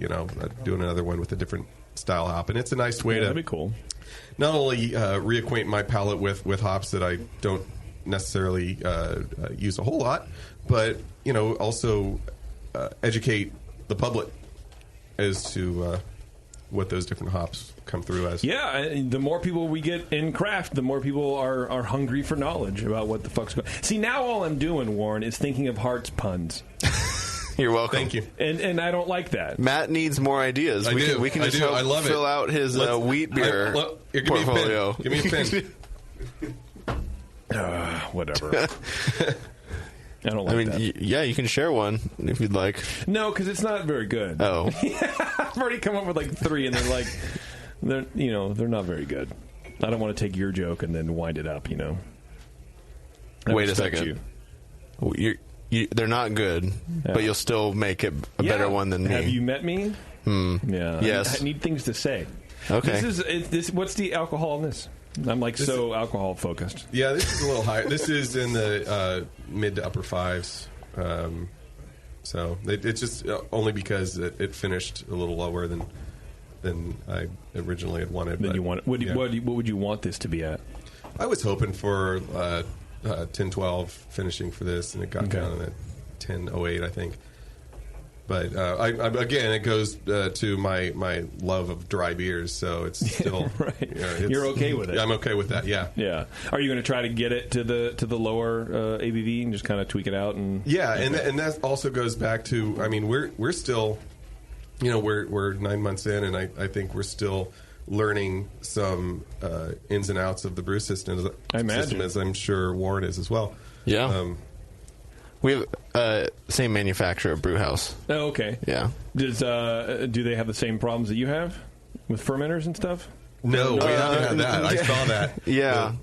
Hopefully not yet. Not yet. Yeah, Warren's getting some leaking, so I'm glad that you aren't experiencing any of leakage. That. Yeah, no leakage yet. He's too young for that kind of leakage. Right. Well, they're both like shit. Who's at the brew? Who can we call right now? It's like the tanks are leaking. Yeah, again, right? Leave the oven on. Like shit. Is my tank leaking right now? Who do I got to talk That's to? a call I don't want to get. Yeah, it's not great. It's not great. I think everybody has to get that call at least once, right? I mean, I didn't have to.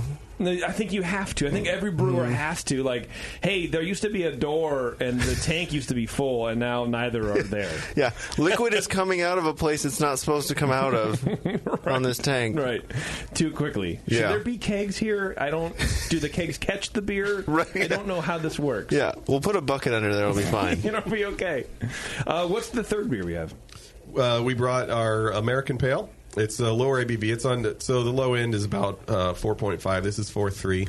This is American Pale, Pool Boy Pale that we collaborated with Tasty. Is it still American Pale if it's too low to be in the style?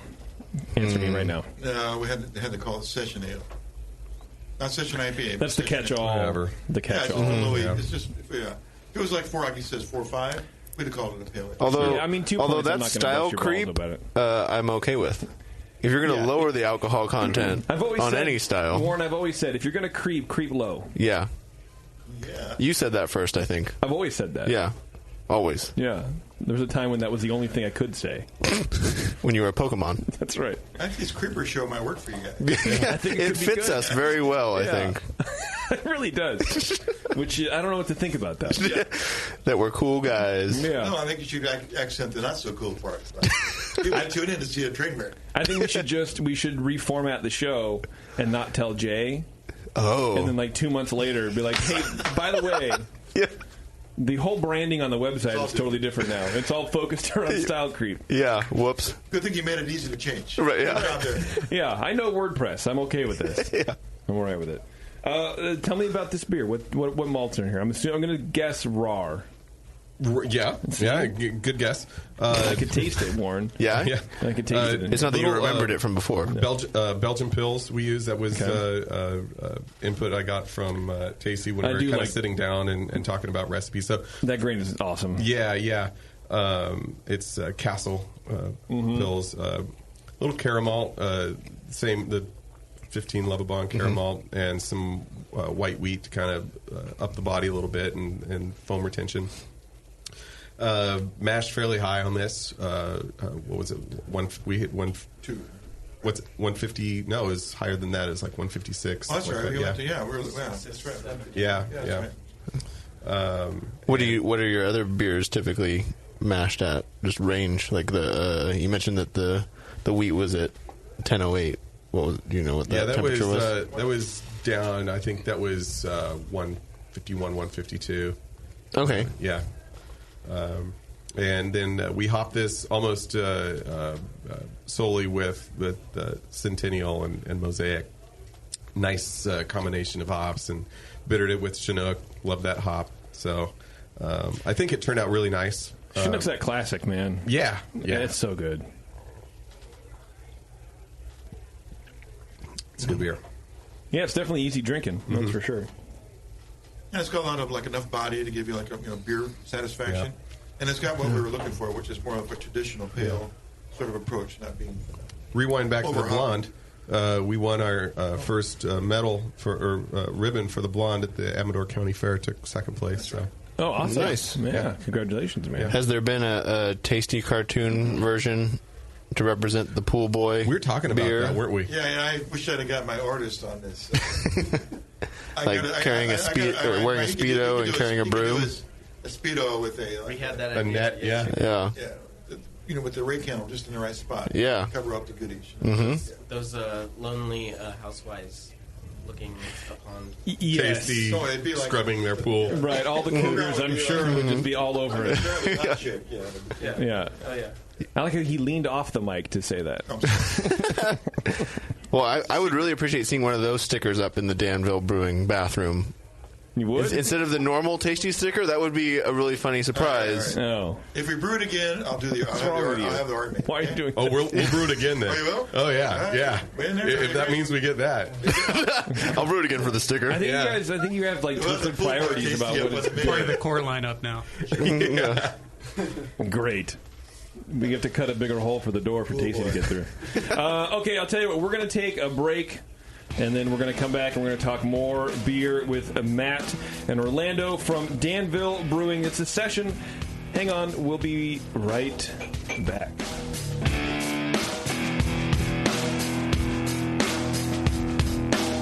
You're listening to the Brewcasters. On the Brewing Network.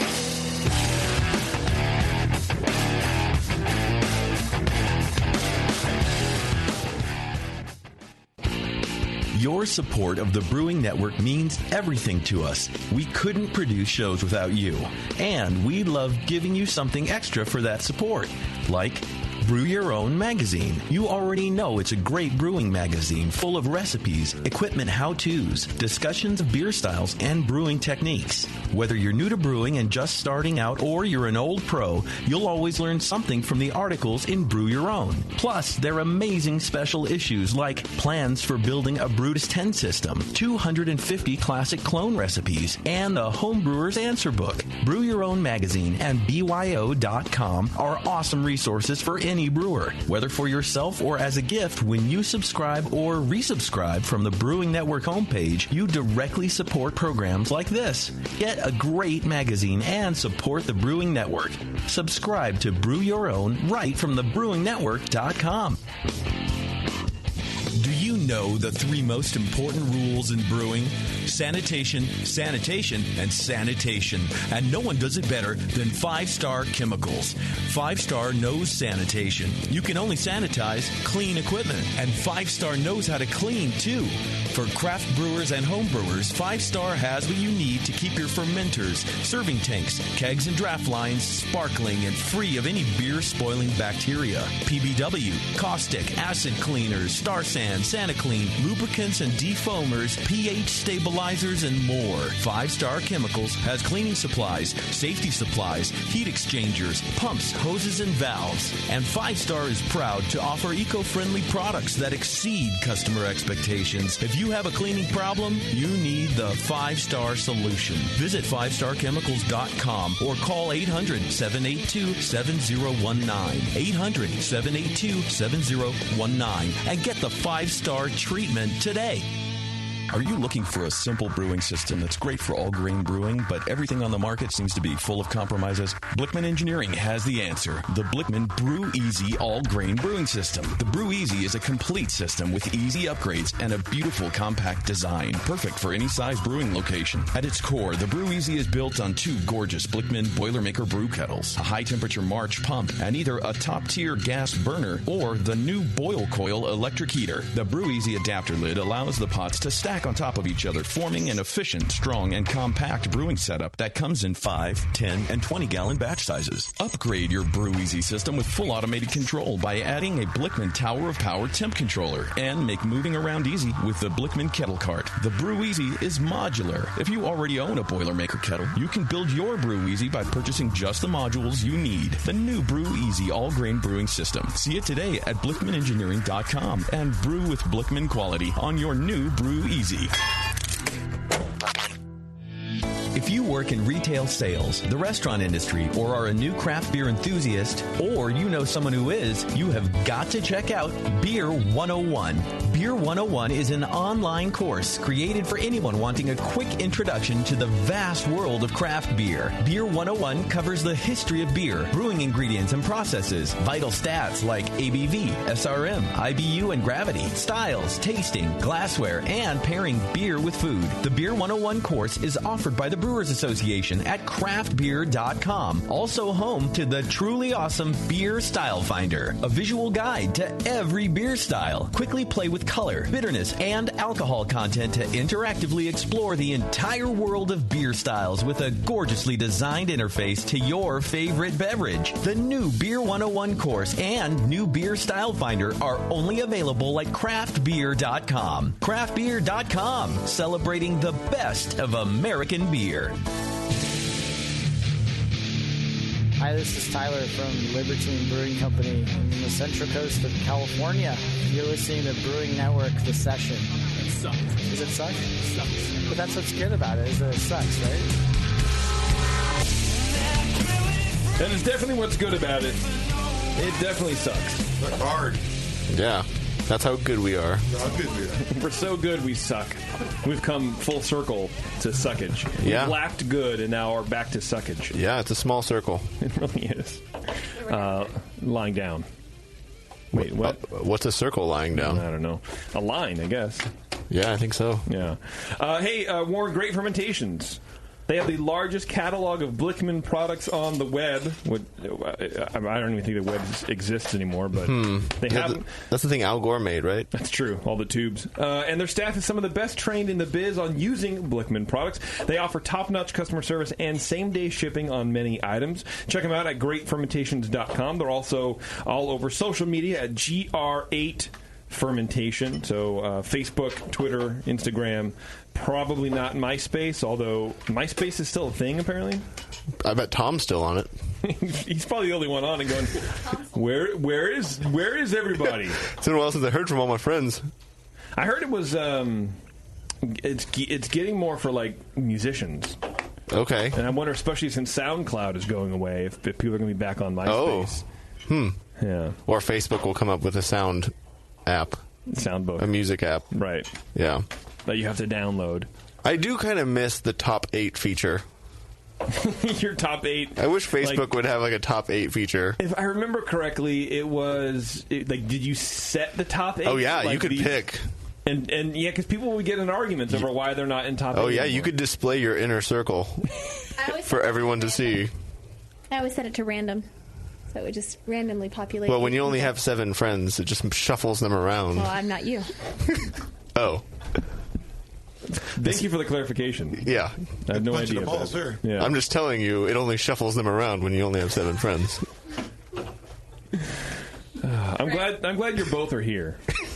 Thank you. This is insane commentary, and I appreciate it very much. Your crazy sitcom. Yeah, thank you. Sure. Beth's not even talking with a mic. This is how fucking crazy she's just talking. First it was Tasty, now it's you. You guys need microphones. These black things in your faces aren't just for looks. It's making more bad decisions.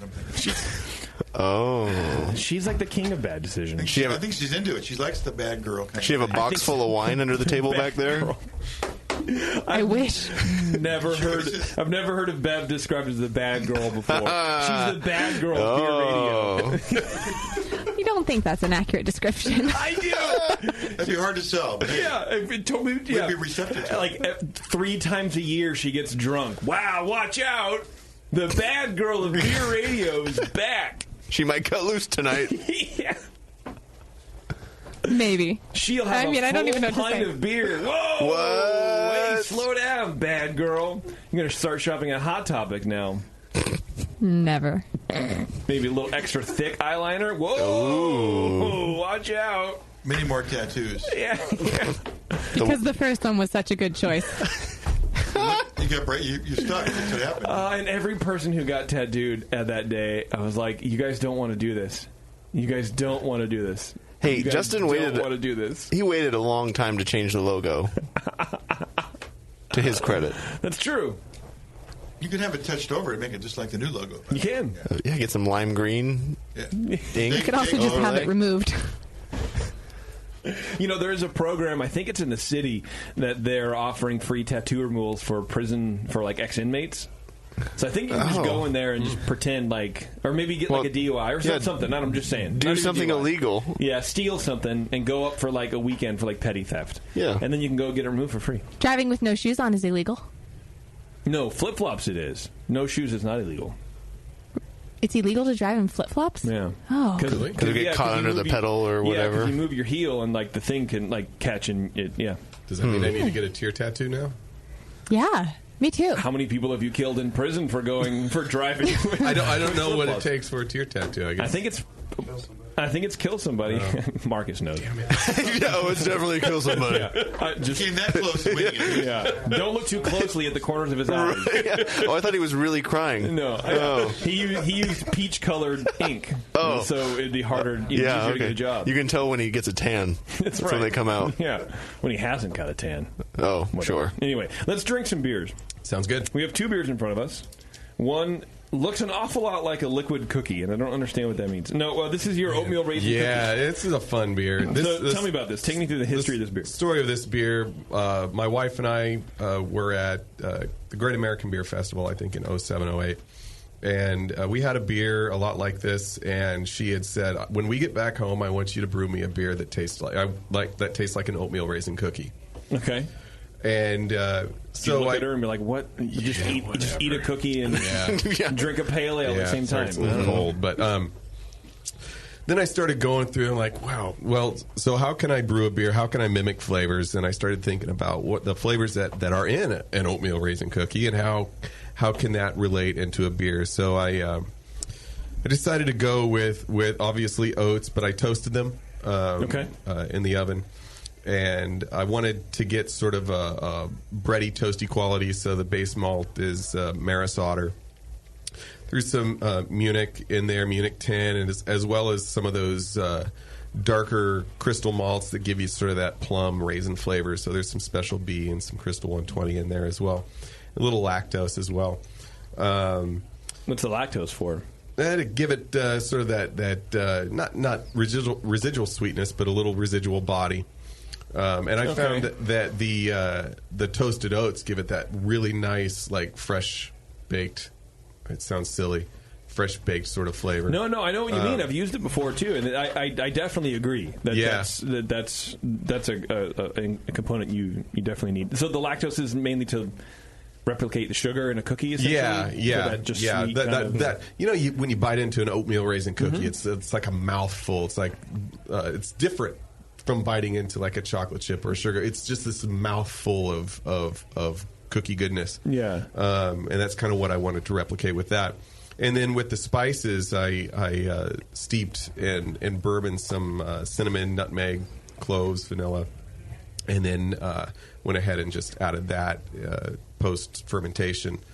And so anyways, I brewed it at home. We took it to the Northern California Homebrewers Festival. And it was the first one that I'd gone to since I started Doze. And I was tasting it up at the camp before the festival the next day. I'm going, dude, everybody's going to fucking hate this. Spiced beer? Come on. And my wife, she goes, we humped this keg all the way up to Dobbins. We're not going home with a full keg. No. You're going to bring it down to the festival.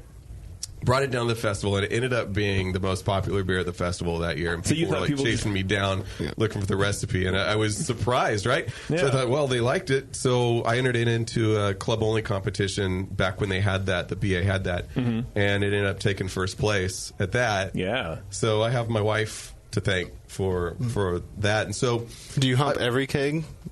I do. I can taste the hump. It's fresh hump. It's freshly humped. Dry humped. Yeah, you can taste the love. Man. So, it's like shake vigorously. It's the same thing. Right, yeah. Hump the shit up. Yeah. It's forced carbonating. Right. Yeah. Especially if you're out of lactose. Right. Go ahead. So this is anyways, this is the first opportunity I've had to scale it up. Okay. And that was an adventure. Especially since, how are we going to toast 100 pounds of oats? 100 Fortunately, we have a kitchen. Right. And I went back to the kitchen. That used to like you, yeah. I went back and I said, I've got some oats for a beer that I'd like toasted. Do you mind doing that? She said, oh, yeah. Bring it back. It sounds like be a little pile of it or something. Orlando and I come back with 2 sacks on our shoulders like, here you go. Turn and run. Yeah, like, turn and run, exactly. Yeah, and they were like, look, we'll do this for you, but you can never order food here. Yeah. I'm just going to help you out. Yeah. It's best for you to just never eat here. Yeah. And for that, it's just by feel. You're looking for a sort of a golden brown, and it actually starts to smell sort of popcorny. Mm-hmm. And so that's what we used. Mashed fairly on the higher side, 155 for this. Want to get a lot of body out of this. But man, I'll tell you, I think it really represents what that first homebrew batch that did so well. Yeah. You'll be able to hit it pretty good. I hit it really close, I think. How old is this batch? We brewed this back in November, so we've been holding on to a keg. We want to release another keg. We're going to brew it again. Okay. And I'd like to have them side by side just to see how the spices maybe fall off or maybe not fall off, right? So, and what I like about this beer is that the flavors come out sort of in time. They sort of march in time. So you get that first punch of toasted oats, and then vanilla comes through, and then you get the cinnamon, then you get the clove, and it all kind of comes and goes in waves, and that's what I really like about this beer. And that's the feedback I've gotten on it as well. I mean, the aroma is such that I would have no idea that this is a 18-month-old. No, what is, I don't know, fucking 9-month-old beer? In November? 8 months. 8 months, there you go. That's close. Yeah. I would have no idea. And maybe it's because you tell me it's an oatmeal raisin cookie, and so maybe the aging of the malt kind of is accentuating the raisin. Oh, absolutely. Yeah. It's becoming the malt's becoming a little sweeter, and and those high kiln malts add some antioxidants to help preserve it. Yeah. I've had this beer a few different versions, the homebrew versions over the years, and now this one, and I've liked it every single time. And this is one of the few beers that would be in the spice category, where I'm just imagining if I was a judge that was cursed with that category, I'd come to this beer, and to me, it would be pretty obvious exactly what where your mind was at with where you were trying to go for this beer, because the only thing I can think of is just like, yep, now I want an oatmeal raisin cookie. Yeah. And this did pretty well. I've never said that. It got bronze ribbon at the state fair this year for the spice category. So, wow! And it got silver at the Amador County Fair. It tastes like a liquid oatmeal raisin cookie. Yeah, people have told me I've ruined them for oatmeal raisin cookies now. Oh, really? They'd rather drink the beer than actually eat a plate of cookies. So, I guess that's good. Yeah, unless you can get the alcohol into an oatmeal raisin cookie. We can find a way. That could happen. Yeah, for sure. Science. Yeah, because science. Yeah, it seems like this would also lend itself to like a barley wine. Oh, absolutely. I've played with that idea, and I've also played with maybe doing some barrel aging. Barrel age, yes, absolutely. I love the idea of maybe doing like rum barrel or something like that with this. Yeah, rum barrel would kick ass for sure. You could probably also you could like soak the raisins in the rum and add the raisin soaked rum, all that kind of shit. You can do a lot with this concept. Maybe you can even throw cookies in the barrel. Yeah. You just make a barrel of cookie. Oh yeah. Put the dough in the barrel? No, like just take a bunch of cookies and mash it around a barrel, then remove the barrel, then put the beer inside the cookie barrel. The barrel is a cookie. Yeah. Wow. These are all free ideas, Matt. They're all free. Well, as good as that sounds. You have a big pad of paper there. Do you need a pen? There's a jar of pens. Just take one, start writing down. As good as that idea sounds, you guys. It sounds like your kitchen will do anything, so I think you could just throw it out there to them. Really, it's why you have an assistant to make him figure out shit. Orlando, build me a cookie barrel. Gotcha. It's like I quit. Yeah. He's on Pro Brewer tomorrow. Where do I find a job that doesn't fucking hate me? Yeah. Oh, why'd you leave your last job? He asked me to make a cookie barrel. You're hired, bro. Yeah. Repeat that? No. Yeah, exactly. This is a good beer, man. Thanks. And again, I wouldn't have known, and it's probably the lactose, but it doesn't taste like an aged beer, if that makes any sort of sense, right? It's that lactose just has that smooth, kind of all the way through, that smooth sugary goodness. Yeah. And that's what you're kind of focused on. There's not really like any malt fallout that you'd typically get from a beer like this, like an amber beer. The spices are still coming through really hard. Really nicely, yeah. What's the ABV on this? 6.2. Okay. And I think it would be really nice with higher alcohol as well, like as you were saying. Maybe next year, if it was as popular, or if it was that popular this year, you should come out with an Imperial, a Session, and the normal one. Yeah. And a sour one. Ooh. And a juicy one. A juicy. Well, let's not juicy get too crazy. Okay, fine. Okay. Yeah. No. Look, did I just cross the line? Girl Scout 5 ways. How can you beat that? Come on. Just let us do your marketing, your beer ideas for you. You just go to Reno or whatever. Yeah. Make your Rauch beer in Reno. Yeah. Oh, the Reno Rauch. That's a good name for a Rauch beer. It might be taken.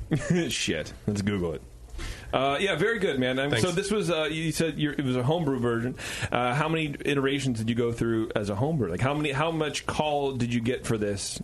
I brewed it 4 times as a solo as home brewer. It's not one of those beers that it's kind of a pain in the ass. And sometimes I just want to brew a pale ale. So it was once a year thing, and like a Christmas beer or whatever. Yeah. Right. And of course, I had my wife Amanda. She was always, when are you going to brew the oatmeal raisin cookie again? Right. I want to get sauced right now. Yeah. Special treatment. Yeah. She deserves. Right. And so when do you brew this at the brew? I mean, you said November, but are you going to brew it again? Absolutely. In November, though? I mean, is that a good timeline? Or it is because it comes out right around, we brewed it, I think, end of October, beginning of November last year, and it came out just in time for Thanksgiving, and it lasted through Thanksgiving to... this would be a great Thanksgiving beer. Nutmeg in there. Yeah, perfect for fall. Yeah. Do you do any packaging? I'm going to totally interrupt your story. Not yet. Will you by November? We'd love to.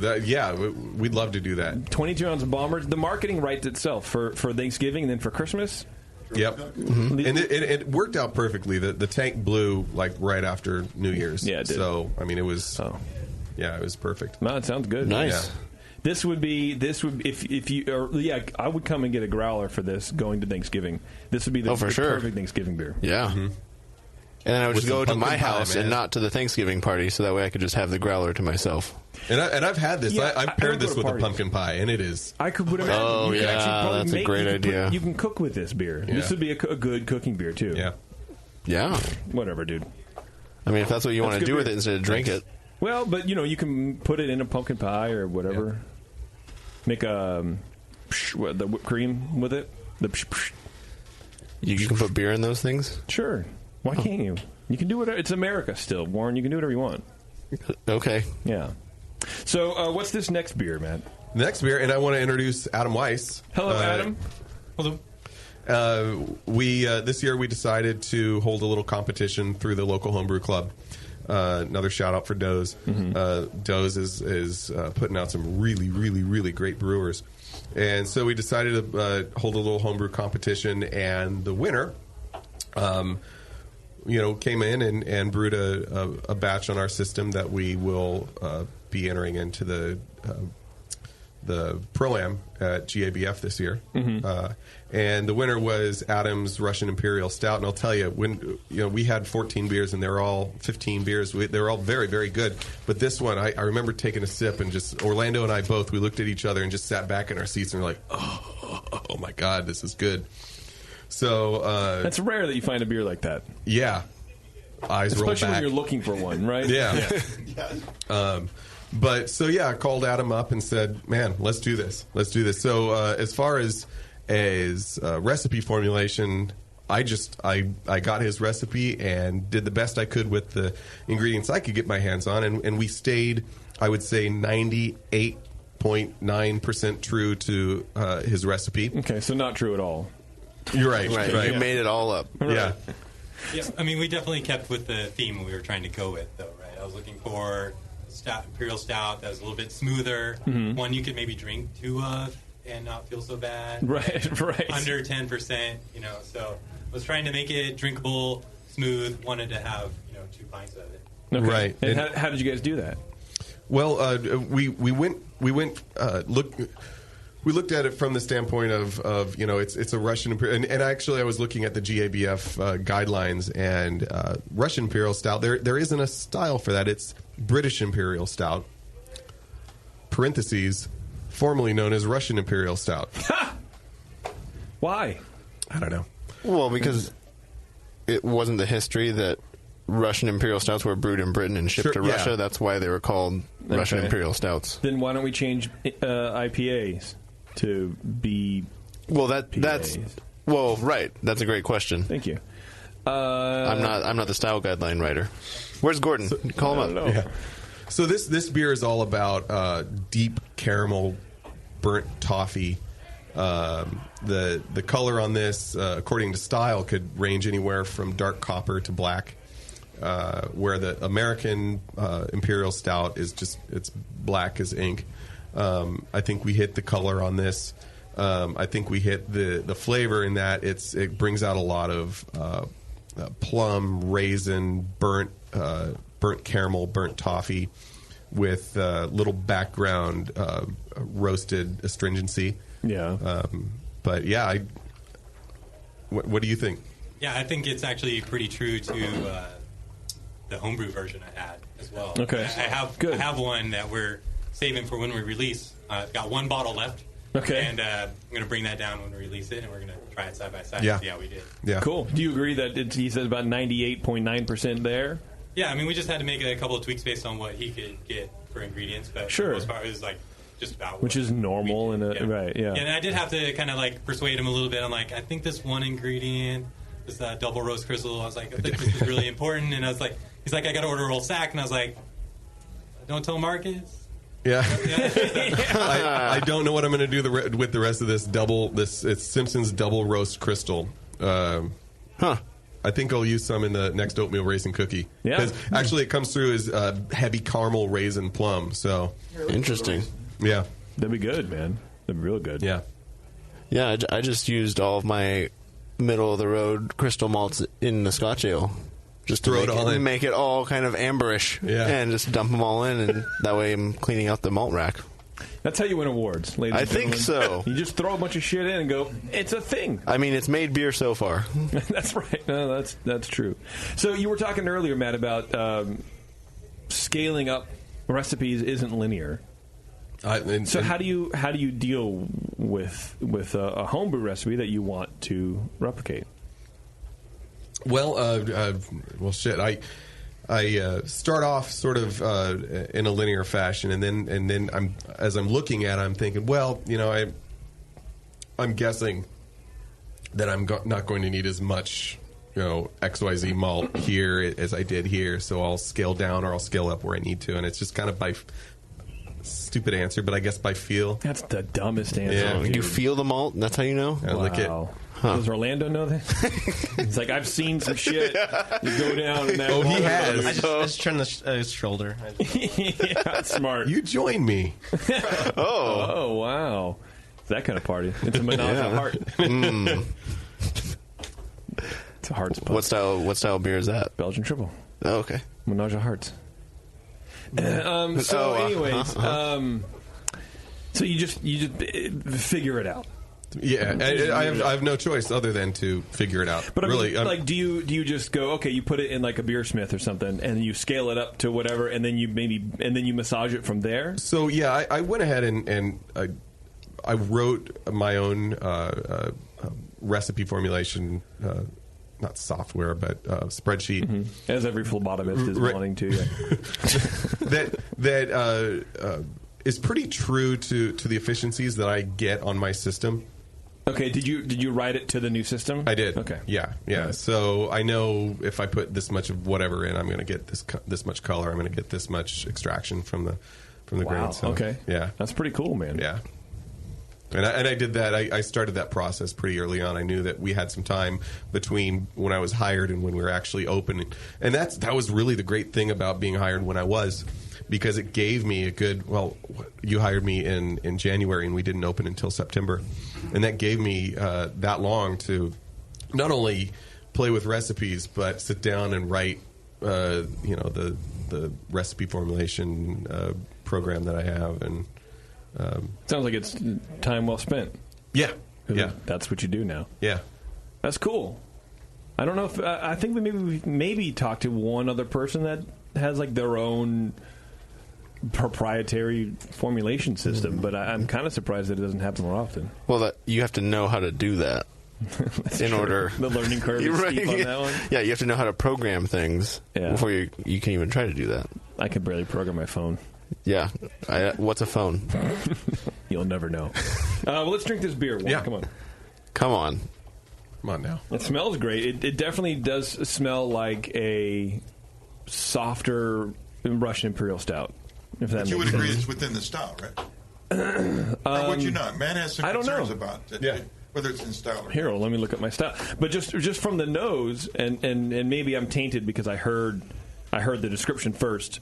But it definitely isn't like a roasty malt bomb in the nose, which a lot of the like American Russian Imperial Stouts, for lack of a better.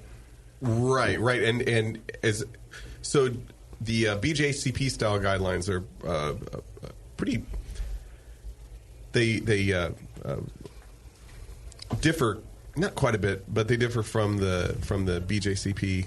Or GABF guidelines for Russian Imperial Stout. Oh, were you doing this to the GABF guidelines? Yeah, I was. Okay. Well, I have only had the BJCP. Yeah. And the GABF guidelines state it's more deep, dark fruit, dry fruit, burnt toffee, burnt caramel flavors up front. With, I think it actually says with optional roasted, roasted astringency.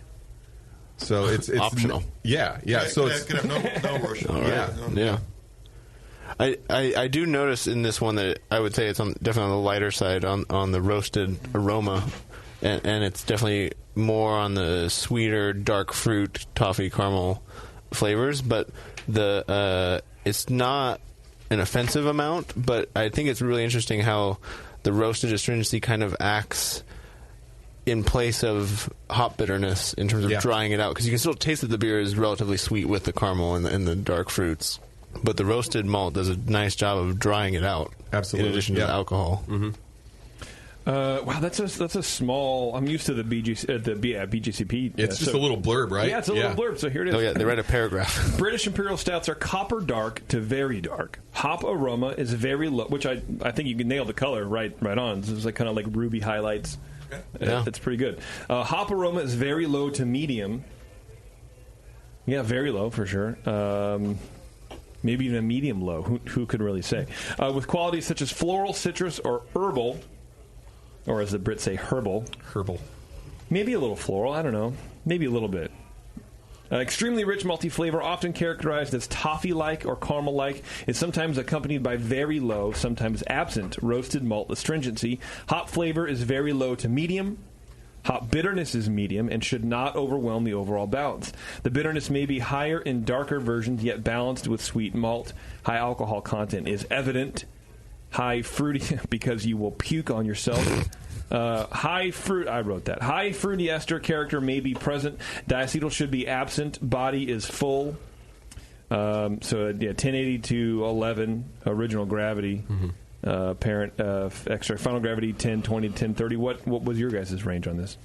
I think we ended up with, I'm sorry? 1094. Yeah, 1094. We finished about 1025.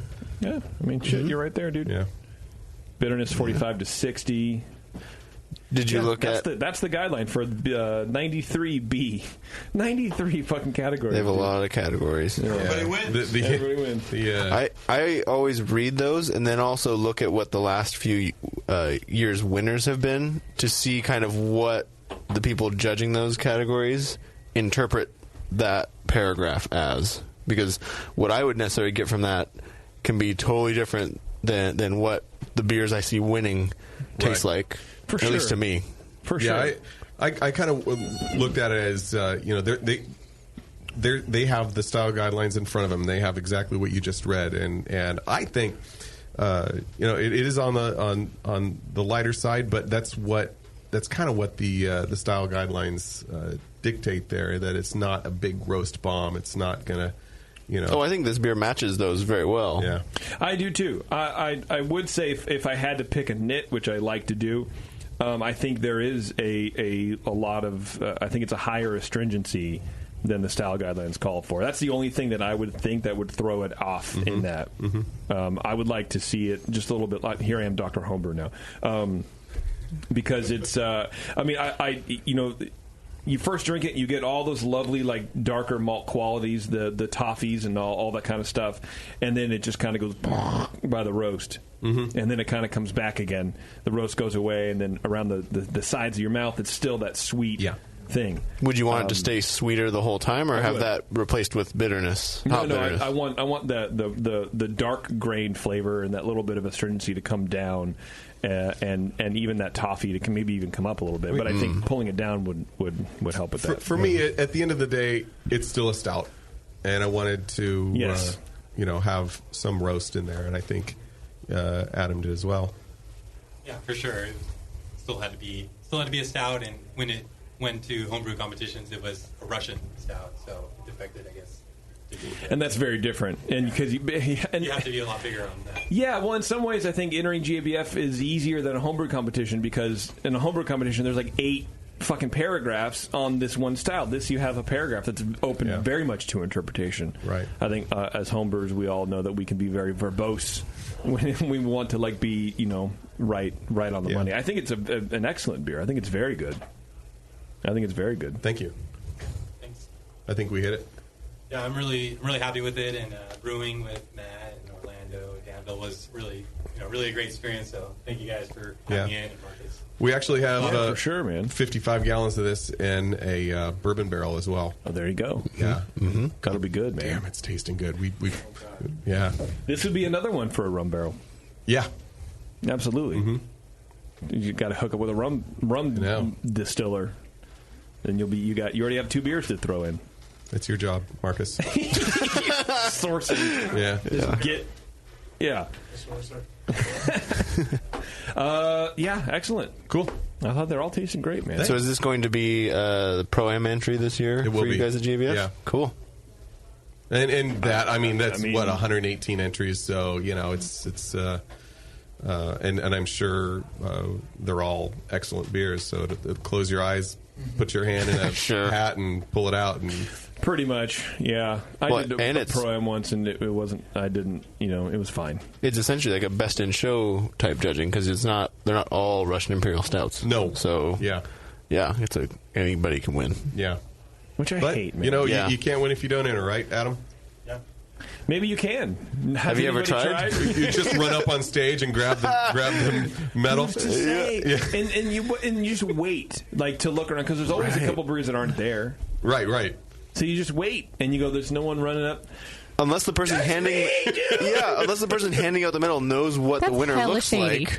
Wouldn't that be amazing? They wouldn't be like, oh no, you're not that guy. Wouldn't that be amazing? That's amazingly ghetto. Yeah, it'd be awesome. If whoever's doing the GABF medals these years are like, wait a minute, you're not from Upchuck Brewing Company or whatever. Yeah.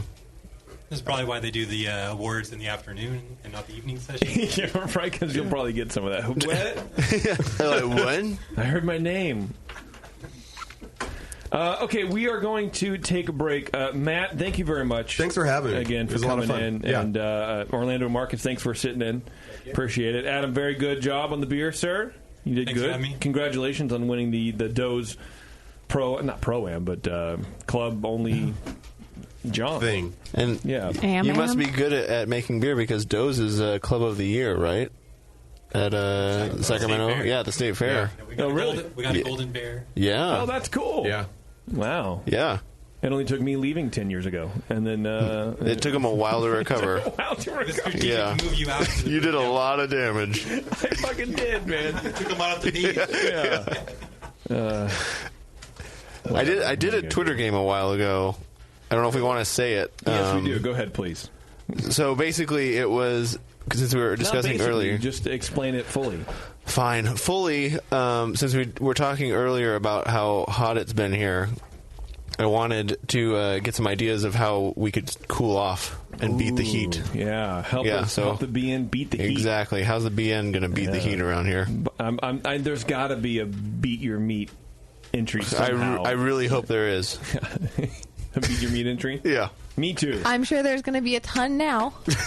right, well, that's the Twitter game, everybody. Yeah, how are we going to beat the heat? Yeah, you have probably one segment now. Yeah. If you haven't been following us on Twitter. We're going to take this last break, and we're going to come back and do something. Okay. And then... so maybe you only have 5 minutes. Maybe you only have 5 minutes. You never know. But before we do, have you seen what the free Brew Guru app can do for you? It's built for home brewers and beer lovers. Brew Guru delivers sage brewing knowledge and money-saving deals at breweries, beer bars, and homebrew supply shops. The American Homebrewers Association designed this powerful mobile app to help homebrewers and craft beer lovers.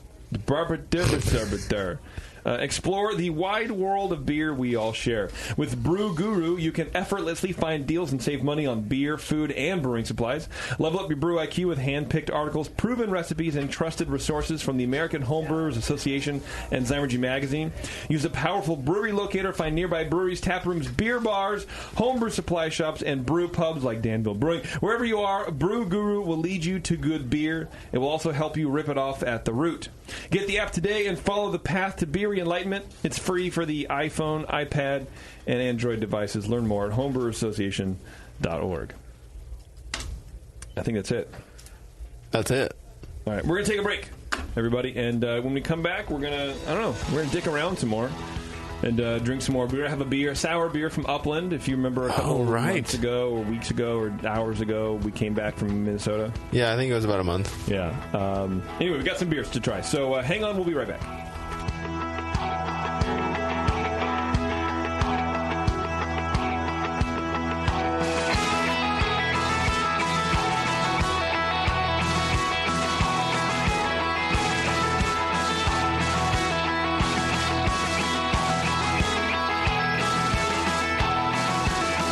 You're listening to the Brewcasters. On the Brewing Network.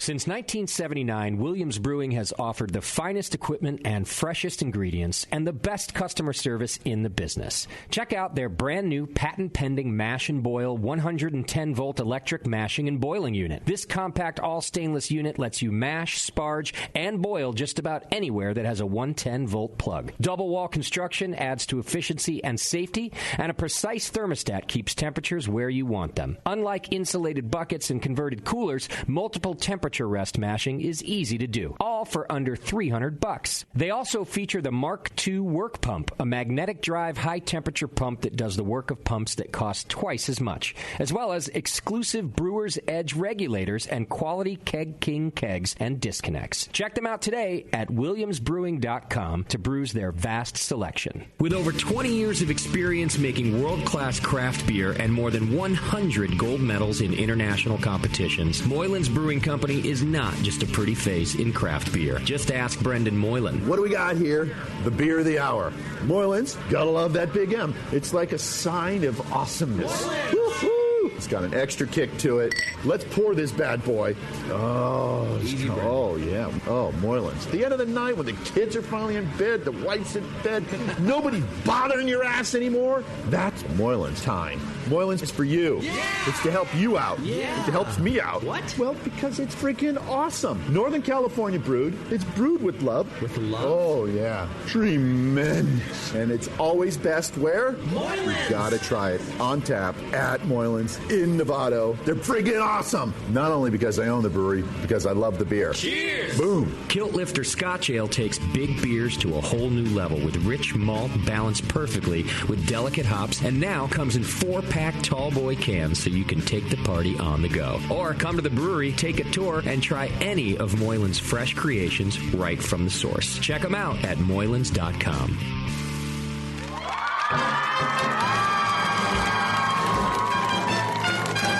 BN Army, have you heard the latest at Hop Tech? Since Hop Tech has doubled in size after a huge expansion, Jade and Roberto can stock even more of the best quality homebrewing supplies and equipment. Over 60 kick-ass varieties of hops and malts, monster truckloads of quality brewer's yeast, including White Labs, Y yeast, and multiple dry yeasts. 50 dry yeasts, They even have all grain systems from Grain Fathers and Ruby Street Brew Systems, thanks to Jade, the brand new all-grain brewer. And don't forget about their 10% discount to all BN Army members. Jade and Roberto are waiting for you and all of your brewing questions over at hoptech.com. Hoptech, totally not sucking since 1983. Hey guys, what'll it be? I'm not sure. What do you recommend? A lot of people seem to like the Hefeweizen. Is that a German Hefeweizen or more of an American-style wheat beer? I'm not sure, but I can give you a taste. Okay, great. The Cicerone Certification Program certifies and educates beer professionals in order to elevate the beer experience for consumers. Unfortunately, not every bar is staffed with certified beer servers who can guide their customers through a beer list. Here you go, guys. Let me know what you think of the Hefeweizen. Oh, yeah. That's definitely more of an American wheat. But I can hardly tell because this beer just smells like sour butter. I wonder how long it's been since they cleaned the draft line. Yeah, and look at the bubbles on the side of the glass. It's filthy. Somebody should tell these guys about the Cicerone program. For sure. How about we head somewhere else for another beer? Your server should give beer the same respect you do. Request quality. The Cicerone Certification Program offers 4 levels of beer certification, in-person classes, and course books for beer professionals. Check them out at cicerone.org. The Cicerone Certification Program. We know beer.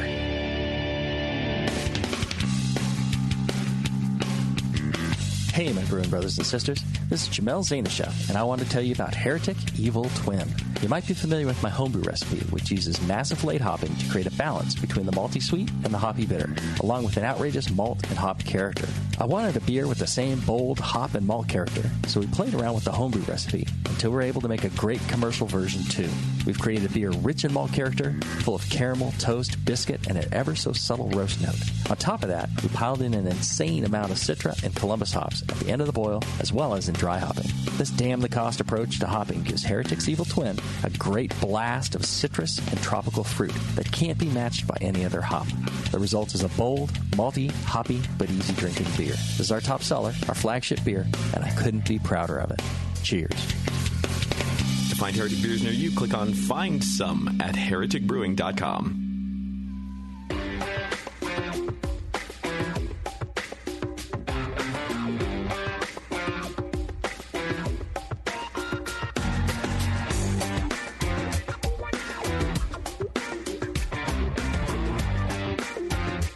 Hey everybody, thanks a lot for sticking with us. We're going to do a little beer news here, but first, I want to take up with the homebrew of the Oh, I totally love that place. Yeah. Let me start over. Oh, why is this still in here? Hey guys, thanks a lot for sticking with us. We're going to do some beer news, but before then I'm going to tell you about the Homebrew Label Awards. The Homebrew Label Awards are back. They were, I think this is the 3rd year. You can submit your artwork at homebrewlabelawards.com and let your homebrewing peers shower you with votes. The labels with the most votes can win fabulous prizes. Last year, they handed out over $5,000 worth of prizes to winners, and this year they're doing it again. No labels? You don't have any labels, Warren? I don't. You don't have any labels? I don't have any labels. That's no problem, dude. Oh, you can great. check out all the cool labels being submitted and cast your vote online for your favorite ones. You help your fellow homebrewer achieve fame and glory. That's homebrewlabelawards.com. I love voting. Yeah, it's pretty cool. There's actually some really good labels over there too, man.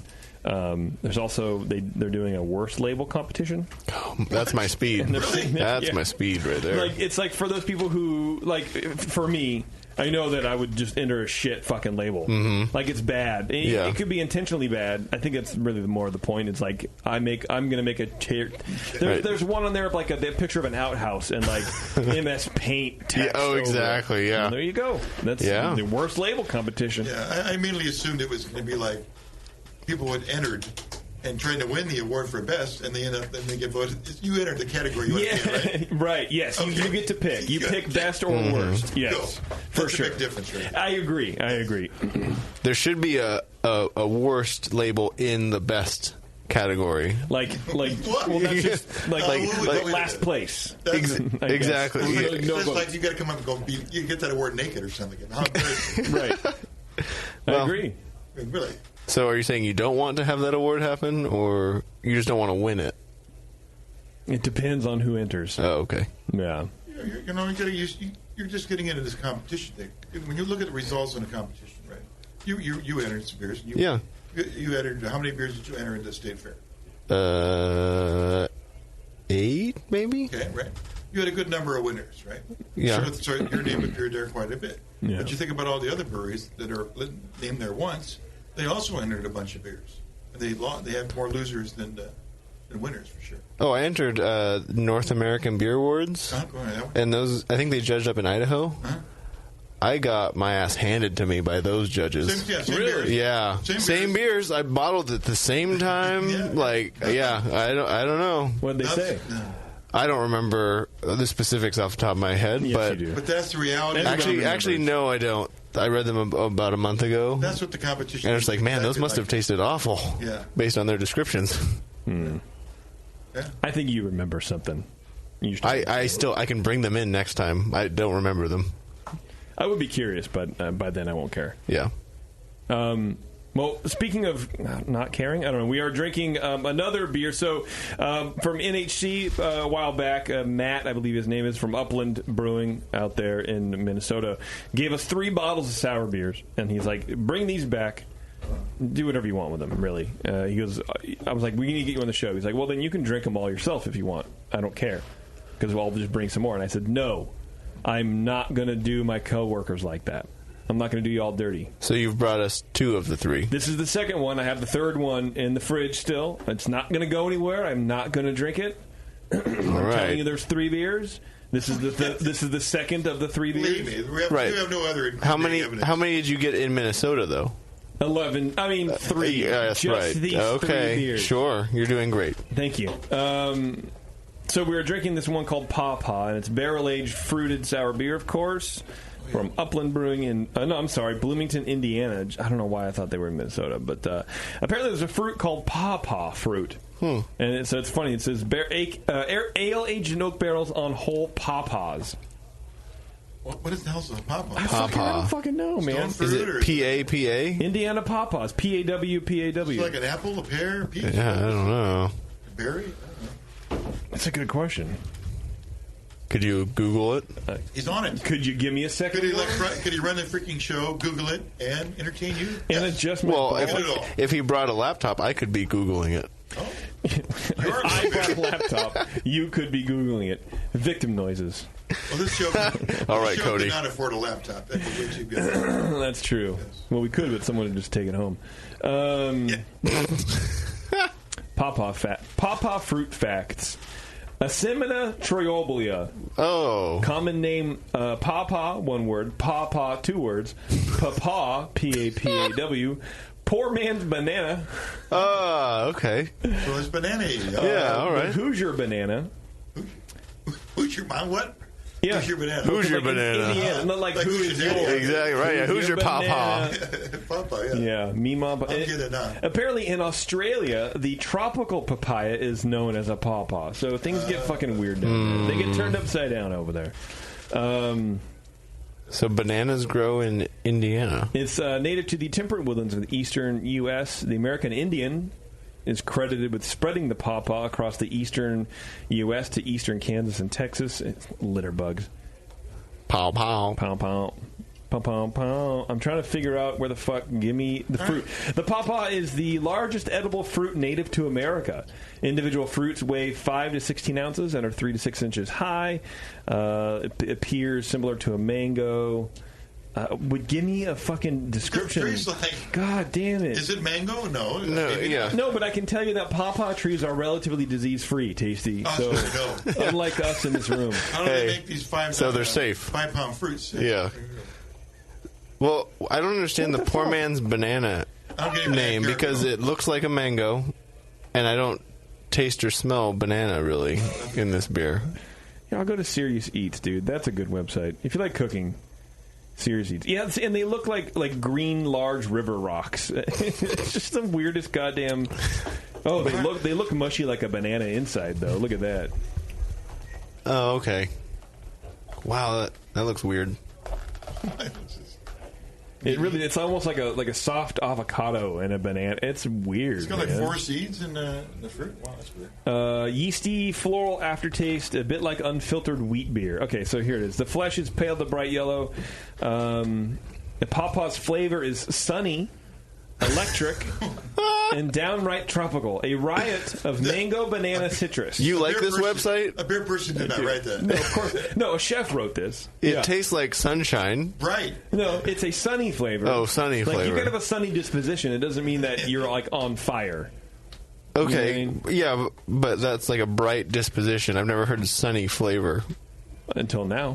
Now I have. Yeah. Just So make the shit up, Yeah. And that's all, that's all it is. Mango, banana, citrus. Let's just leave it at that. All right. It kind of smells... I get the citrus for sure, but it's a tart beer, so it's going to naturally have a citrus character. I would get mango out of there. Mm-hmm. Banana, maybe like underripe banana. A green banana. Yeah, like bananas are just a little too green. Yeah.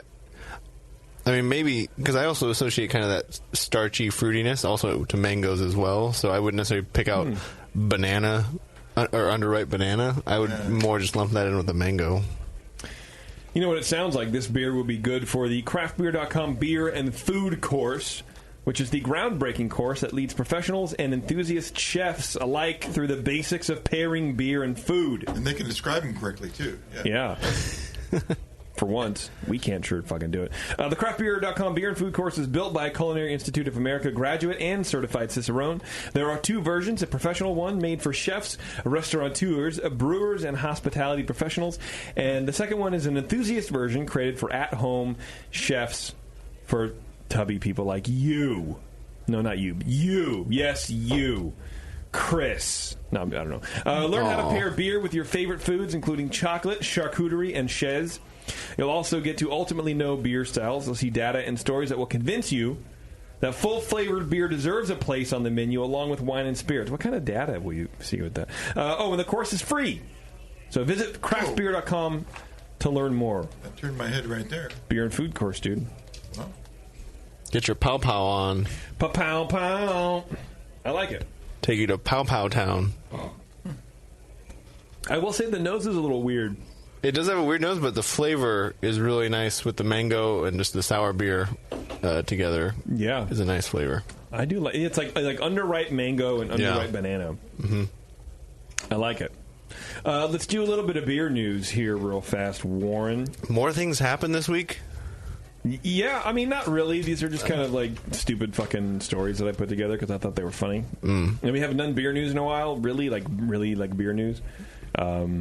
So I thought I'd bring this one. Now we're really doing it. This is an article on why beer makes you pee. Oh. Why does beer make me pee? I've read some articles like this. Yeah. Maybe I can... According to Dr. David Charbit, a urologist at the Cochin Hospital in Paris, France. Appropriate. Probably pronounced Cochin or whatever. He says beer has a diuretic effect that favors urine production. It also is a bladder irritant that sends the signal to our nervous system too early, telling us to empty our bladders. I.e. breaking the seal. Right. Interesting. Exactly. It's not easy to manage because alcohol reduces our control, forcing us to pee frequently. It all depends on the quantity of beer you drink, but we rarely ever stop after just the first pint. Apparently, hops are intense diuretics. Oh, great. So you're not going to do any damage to your bladder if you sit there and hold it, then? Because your bladder's not really full. It's not really as full as you think it is. Ah, okay. The sugars, malt proteins, and other substances... Look, first of all, always take any sort of non-beer website that writes about beer with a grain of salt. So I don't really... And this whole show, by the way. Right. Yeah, for sure. I'm not going to pee until tomorrow morning now. Well, not even that. It's just the hops are intense diuretic, and then they're talking about the proteins and sugars in malt. I don't know what they're going to say after, but I can guarantee you, most of the time, in any website, it's untrue. Yeah. Guaranteed from thebrewingnetwork.com. Is this for pure entertainment value? Oh, shit, that reminds me of a fucking other... Hang on a second. What the fuck was that?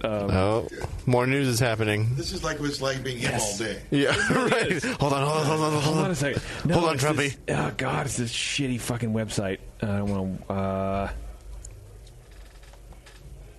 There we go. Okay, here we go. The sugars, malt, proteins, and other substances in hops all contribute to making us want to empty our bladders. The high concentration of molecules...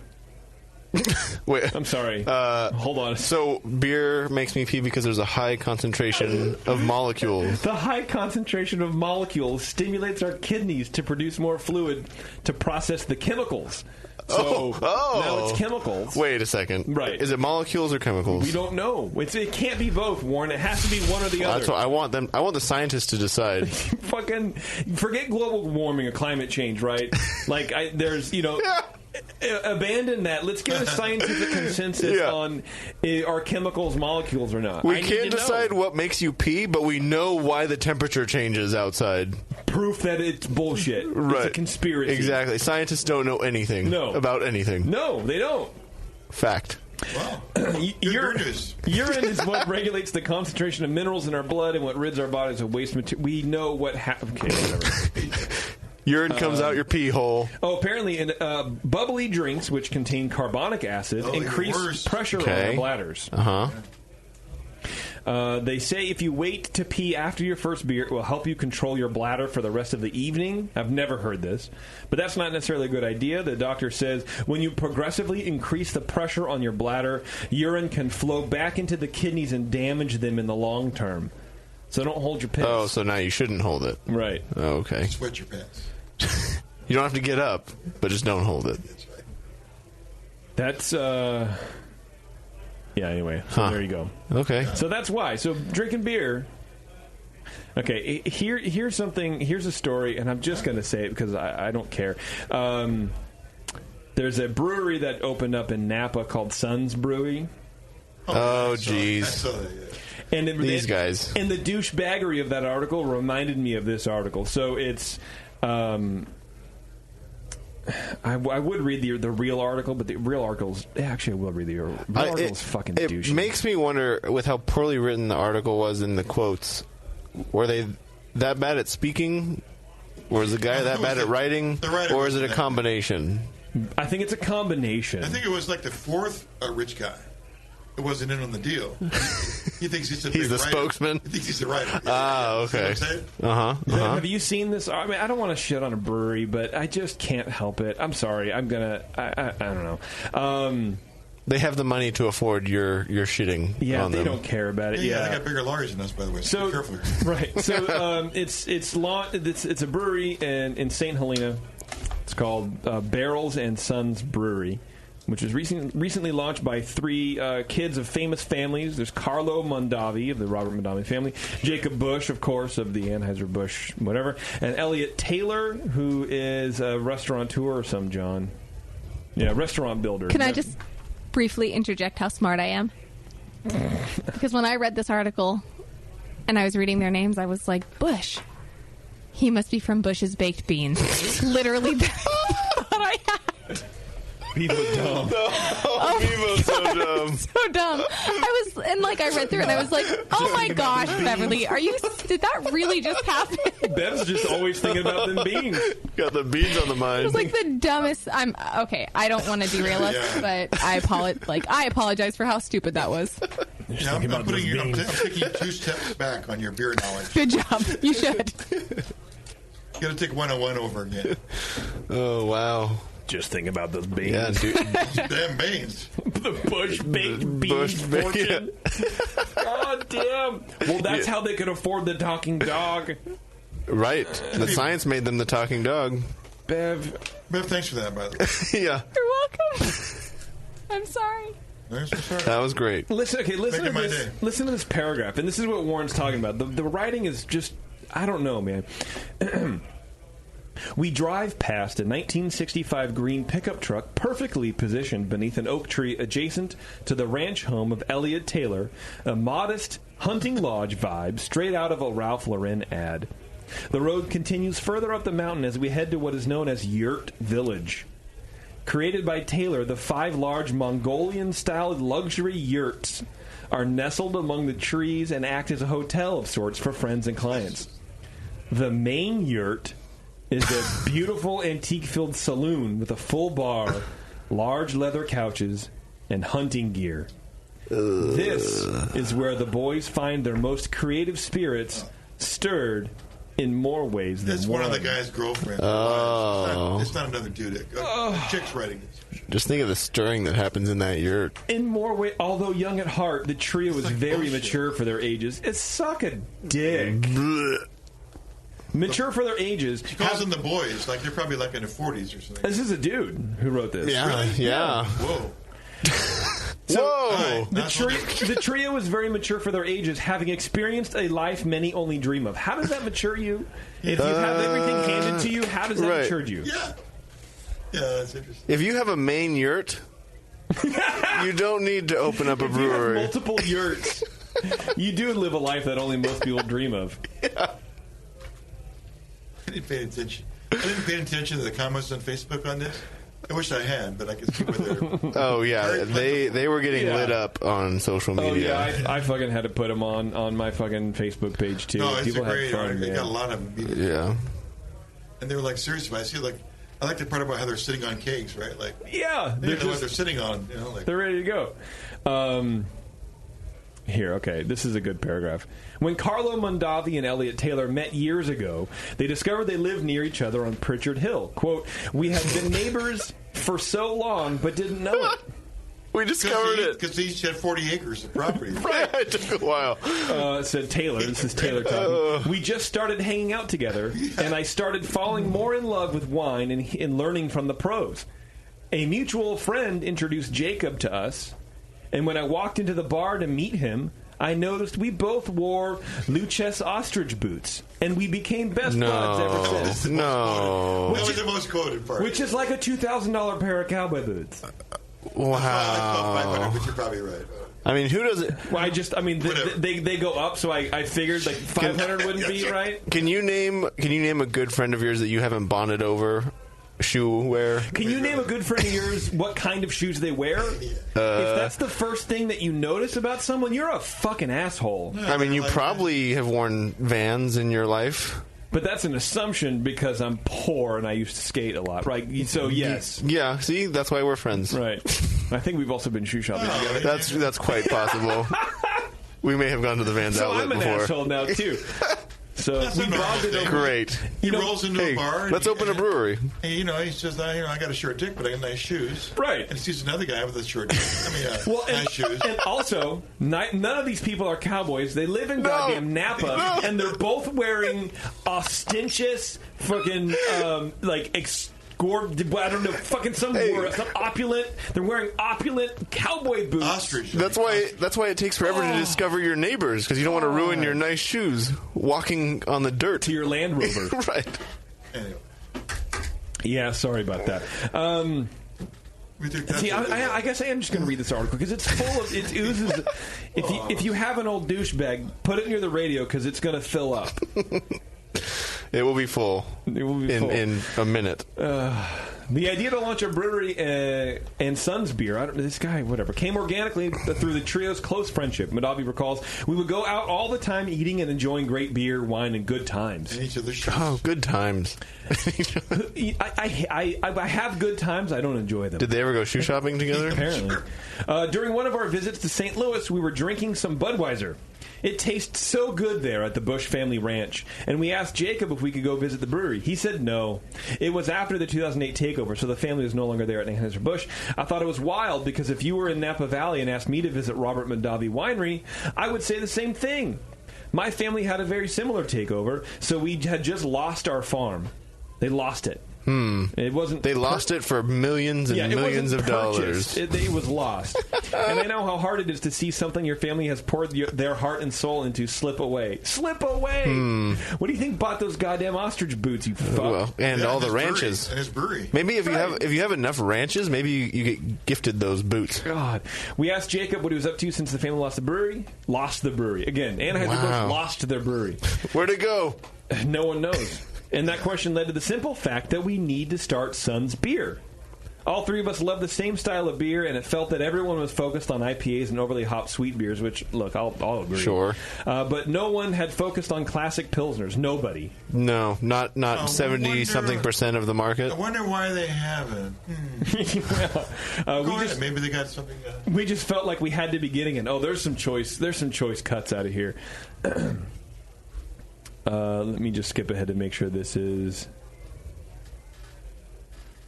Okay. Does it get graphic? No, it doesn't get graphic, but... Okay, that's not a good one. It's just so good. Oh, they're touting how they go to the premises and go hands-on. It's all about mutual respect, apparently. What is? The business of selling beer. Oh. Mutual respect. Okay. Warren, you just sounded so disgusted. What is? What is? When Elliot, Carlo, and I discussed Sun's beer at my family's home in St. Louis, Dad, of course, was skeptical just because other family members had been involved in the beer brewing industry after the sale of Anheuser-Busch. Creating beer is something that takes a lot of ambition. Wait, so it wasn't lost? It sounds like the others who did failed. Just kind of reading that between the lines. Yes, absolutely. Last summer, our fathers all came together with our brewmaster Steve and our first trial batch brew. We all Steve, give him last name. We called in our dads to help the brewmaster make the beer that we're going to be selling. That's what they just said. Yeah, but no, also the pretense is they would fucking know how to make good beer. Come on, really? Their dads just knew how to sign checks and stuff. Yeah. Right. Yeah. Last summer, our fathers all came together with our brewmaster Steve and our first trial batch brew. We all sat down and collaborated on it. All of them. Oh, wow. So all 7 of them collaborated on a Pilsner. Has that happened before? 7 people coming together? I know. For the first time, Dad needed some help. Right. Really? Dad was excited and said, "We're back in the brewing business." Just to hear my dad have that passion and drive again with his son and friends made us very proud to hear that. My dad has been in the beer industry for 33 years. He currently owns an Anheuser-Busch distributorship in Florida, and just to hear his approval made it all worth it. That was just a statement of, we're doing this again. He does have daddy issues. Okay, it continues. This is where it gets amazing. Taylor adds, "We started thinking that every American lager or Pilsner beer brand is no longer owned by Americans anymore." Everyone? Everyone? Huh. Listen how stupid this statement is. Just listen listen. Every American lager, right, or Pilsner beer brand, yes, is no longer owned by Americans anymore. No longer owned by Americans anymore. Anymore. It's anymore no longer owned. So shells sold between last Monday and today? That's exactly what I fucking Heater Allen chucking that. I mean, do you want to fucking keep going, you motherfuckers? You pompous dicks. This guy. We immediately decided to make our own. They fixed the problem that we all need. Yes. These guys are enlightened, obviously. They are a higher elevation. Oh my God, they're thinking way beyond our imagination. Are those ostrich boots really thick-soled? Is that why they're so high right now? Maybe. Afterwards, we each sat down with our fathers and we discussed our ideas with them. Which, look, I guess their fathers built brands. I'm following the money here, though. Think about it. Well, for sure. That's why they had a discussion. Again, right. Read between the lines. Yes. That's exactly what this is. Sorry. Each of them was very skeptical about it, and I knew we weren't going to ask our families for financial help. We wanted to prove our way. Winky there. It's the best feeling to branch out and launch something on your own. They didn't ask. So they got offered a check. How do they make their money in their lives? They mention it here and there, but they've all done some stuff. Like one of them was an entrepreneur, like in high school, and it's like, well, where did you get the money to launch a brand? From your parents. So all that money that you have is from your. And their parents' lawyer, daddy. their parents' businessman, Yeah. consultants. I mean, which that's no fault of the kids. No. And like that's what you're supposed to do, right? As a parent, you help your children out. Right. I get it. There's some hollow accomplishments. It's like being like 25 and your parent helps you with your 11th grade science project. It's a big difference, right? Yeah, I agree. Yeah. I agree. And like I think everybody that I know that has had money from their dad is kind of a douche. Like family money like that. Like you don't know because you're not working for it. And I think if you're not working for it, that puts you in a different mindset. No. And reading these quotes from people, these people are in a different fucking mindset. They have no idea. No, there's a certain. I don't know anybody. I'm just making shit up. Well, if the only Pilsner beer they're aware of is no longer owned by America, they're not involved in the craft community, in the beer community. Not. No, absolutely not. I don't really think that that's a question, though, is it? No. No, but they opened up a craft brewery. No longer owned by Americans anymore. And then the author put the Americans, possessive, American apostrophe S. It's a whole. Okay. So I don't know if the author... Jason the grammar Nazi? If the author knew that the guy was using it in the incorrect term, or if this is through an email, maybe. Oh, right. And he just copied and pasted it. Who put the comma or the apostrophe in the wrong spot? Who put the apostrophe in the wrong spot? Yeah. So they set out immediately into launching the new business. He says, we put together a plan that encompassed the brewing trials, the launch, and everything from IP, trademark filings, brewing contract agreements, license, bottling, and labeling, etc. Magically, we pulled it all off within a low budget. Whoa! We brought in a master brewer. So this is, I think I know exactly what you're talking about. We brought in a master brewer who is a professor at UC Davis in the brewing department. Okay. And had worked with the Jacobs family for 32 years. It's got to be Bamforth, right? Yeah. So Charlie is their master brewer? Apparently. I don't know. I'm assuming. A master brewer who's a professor at UC Davis. Donate a lot of money. They do. They do. Anheuser-Busch and the Mondavis. Yeah. Sure, yeah. So, I'm not. No. No, we're not shitting on Bamforth. No, not at all. No. We would never do that. But why wouldn't they mention who it was? Because they probably don't even know. They probably don't even know. Yeah. Our dads told us who we should hire as our master brewer. We were too busy polishing our ostrich boots. We had no deadline, so we worked with it until we personally felt it in our hearts. This was our favorite beer. Oh. How'd it taste, though? No, that's what it means. I mean, that's what you would typically say. Like, they finally got the malt character and the hop balance we're looking for. Right. In their hearts is what seemed to be driving it. Not so much sensory. Sensory is overrated. It's your heart that matters. Yes. He adds, our goal is to be doing 2,000 barrels in year one, and we're already on track to do that, which is huge for a startup beer brand.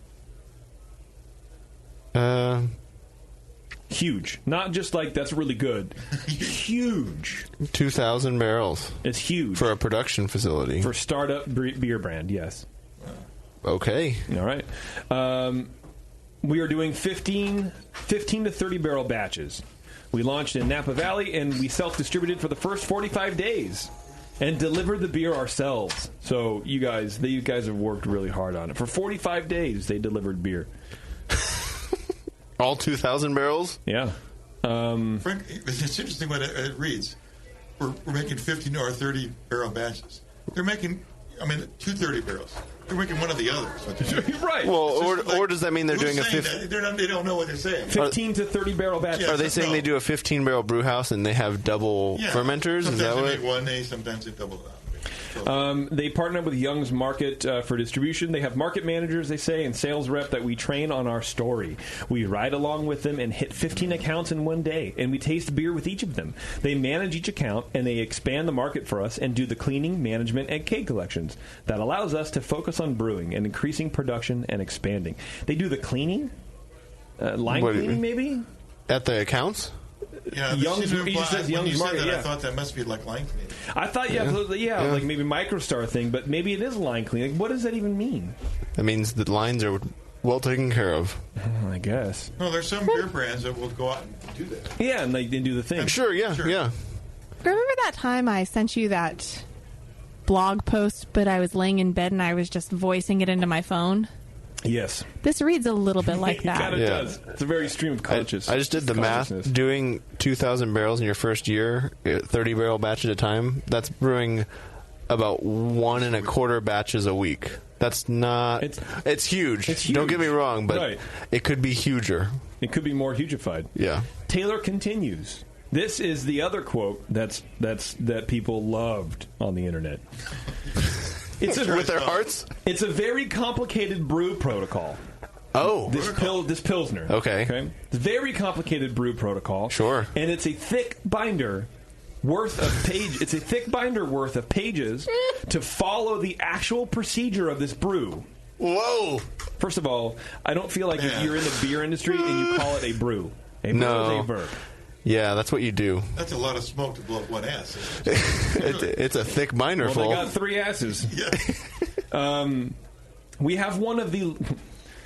You're going to love this if you haven't already seen it. Tasty, you're going to love it too, just because it's ironic considering what you like to do. We have one of the longest lager pilsners on the market. All right. Okay, like are we talking 8 weeks? What are we talking about? And our total start to finish time from batch in to rack out, whatever that I guess maybe brew to package, basically. Well, that's what would make sense to me. But rack out might be just going to the fermenter. Yeah, like with this guy, I feel like he has no clue. Yeah. Our start to finish time from batch in to rack out is just under 30 days. Which is extremely long for a lager. What? So remember, there's a thick binder worth of pages to follow the actual procedure of this under 30 day ferment more beer. Smoke. Checking temperature throughout the day and monitoring the beer is a complicated process. It's a dial on the side of a tank, bro.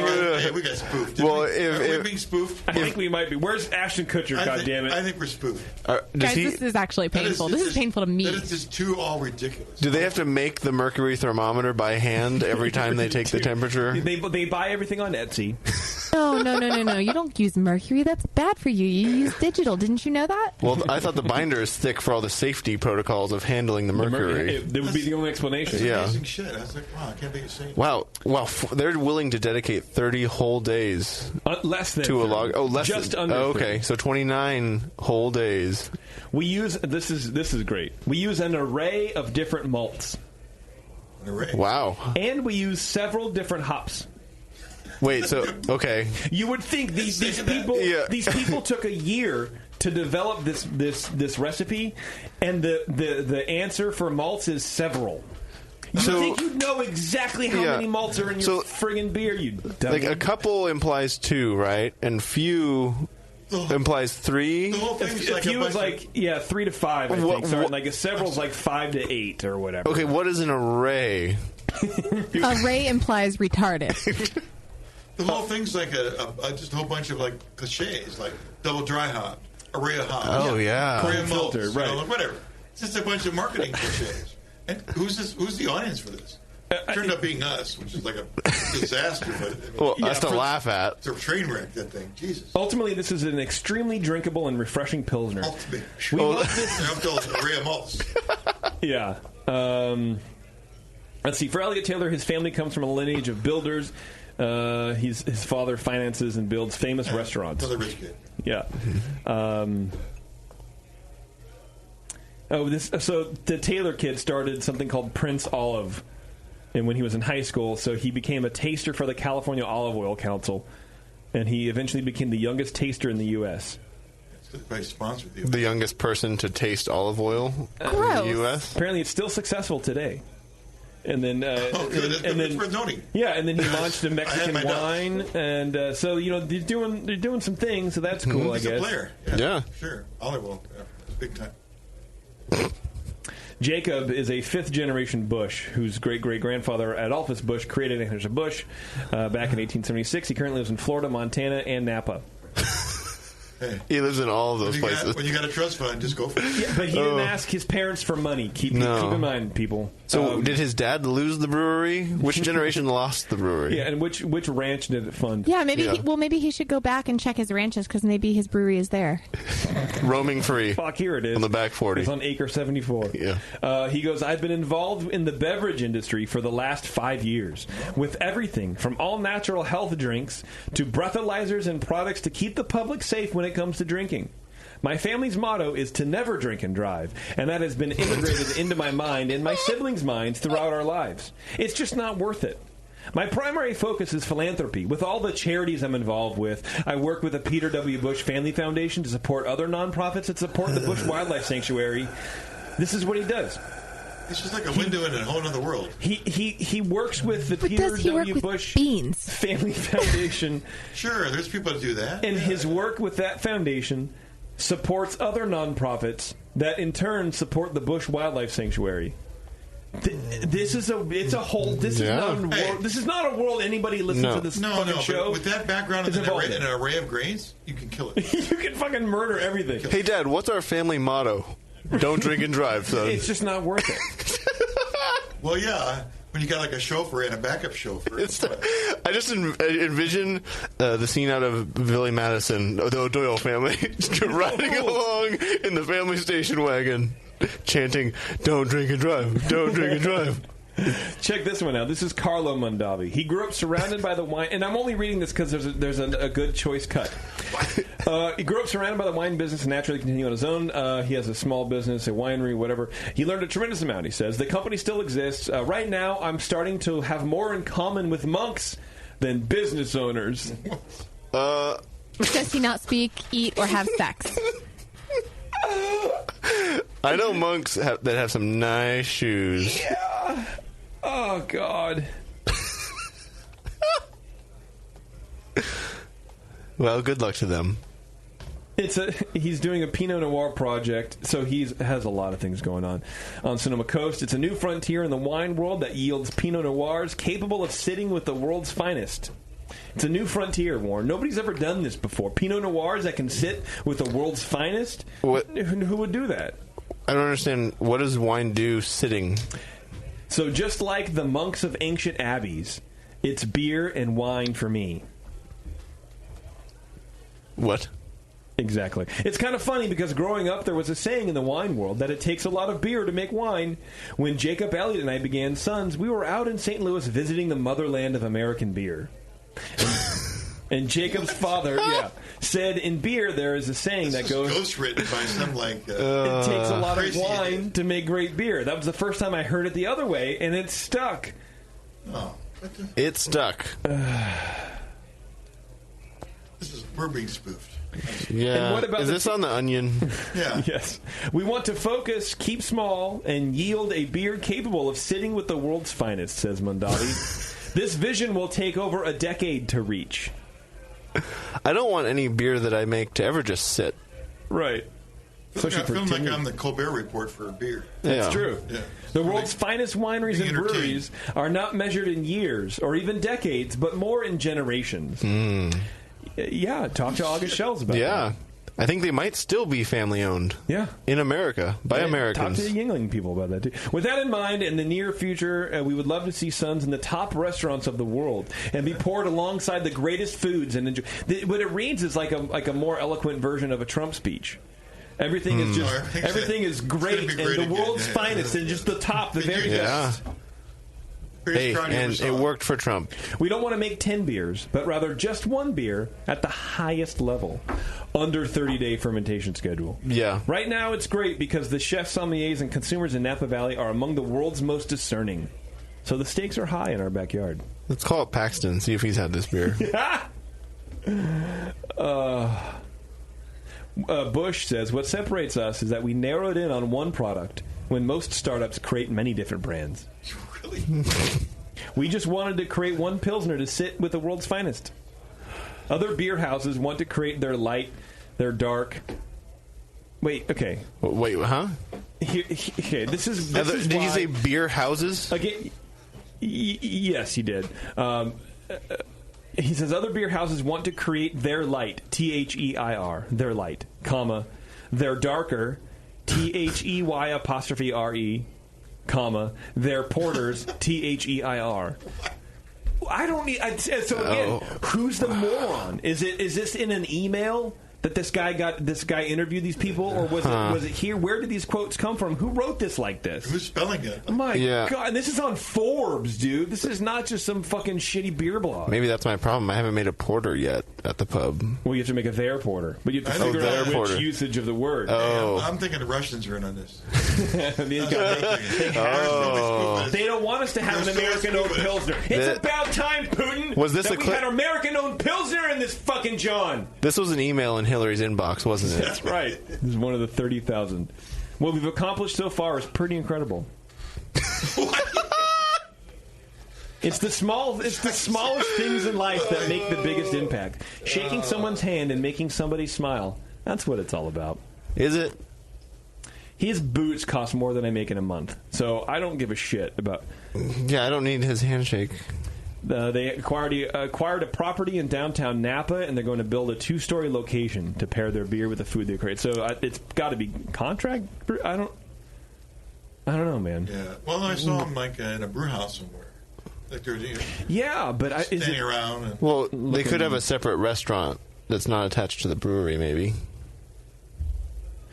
Our focus is Sun's Pilsner, but we'll eventually do seasonals just for the local community and not shipped anywhere else in the country. But they're going to stick to just doing one beer. Correct. Okay. And then they contradict. I told you, it's like a more eloquent Trump speech. Yeah. We will eventually have to do strategic partnerships with different brew houses around the U.S. in several states to keep the brew as fresh as possible. Again, if you call it brew, you're a dick. Yeah.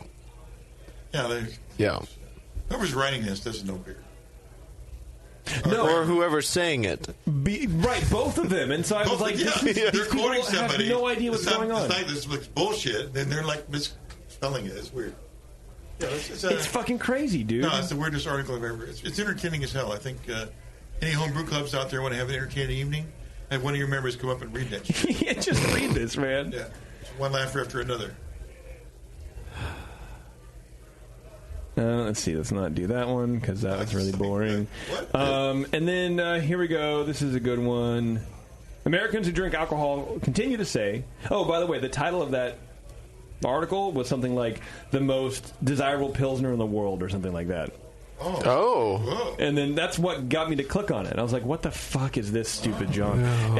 And he said nothing about it being good. At all. It's just like a promotion speech. Yeah, no one said it was actually, they tasted good. So it's on the market right now. Apparently. Theoretically, we could go up to Napa, and try it. Yeah. Yeah, I'll be up there tomorrow. Oh, with Napa. Yeah, I'm not going to do that one. Here's a personal one for me. Jensen Ackles of Supernatural. If anybody watches Supernatural. No. Everybody should watch Supernatural. It's fucking great. I love that goddamn show. He's opening a brewery in the Texas Hill Country, and it's called... See, no one's going to care. I thought someone would care. It's called Family Business Beer Company. Family Business? Which is a line from the show. Slated to open later this summer.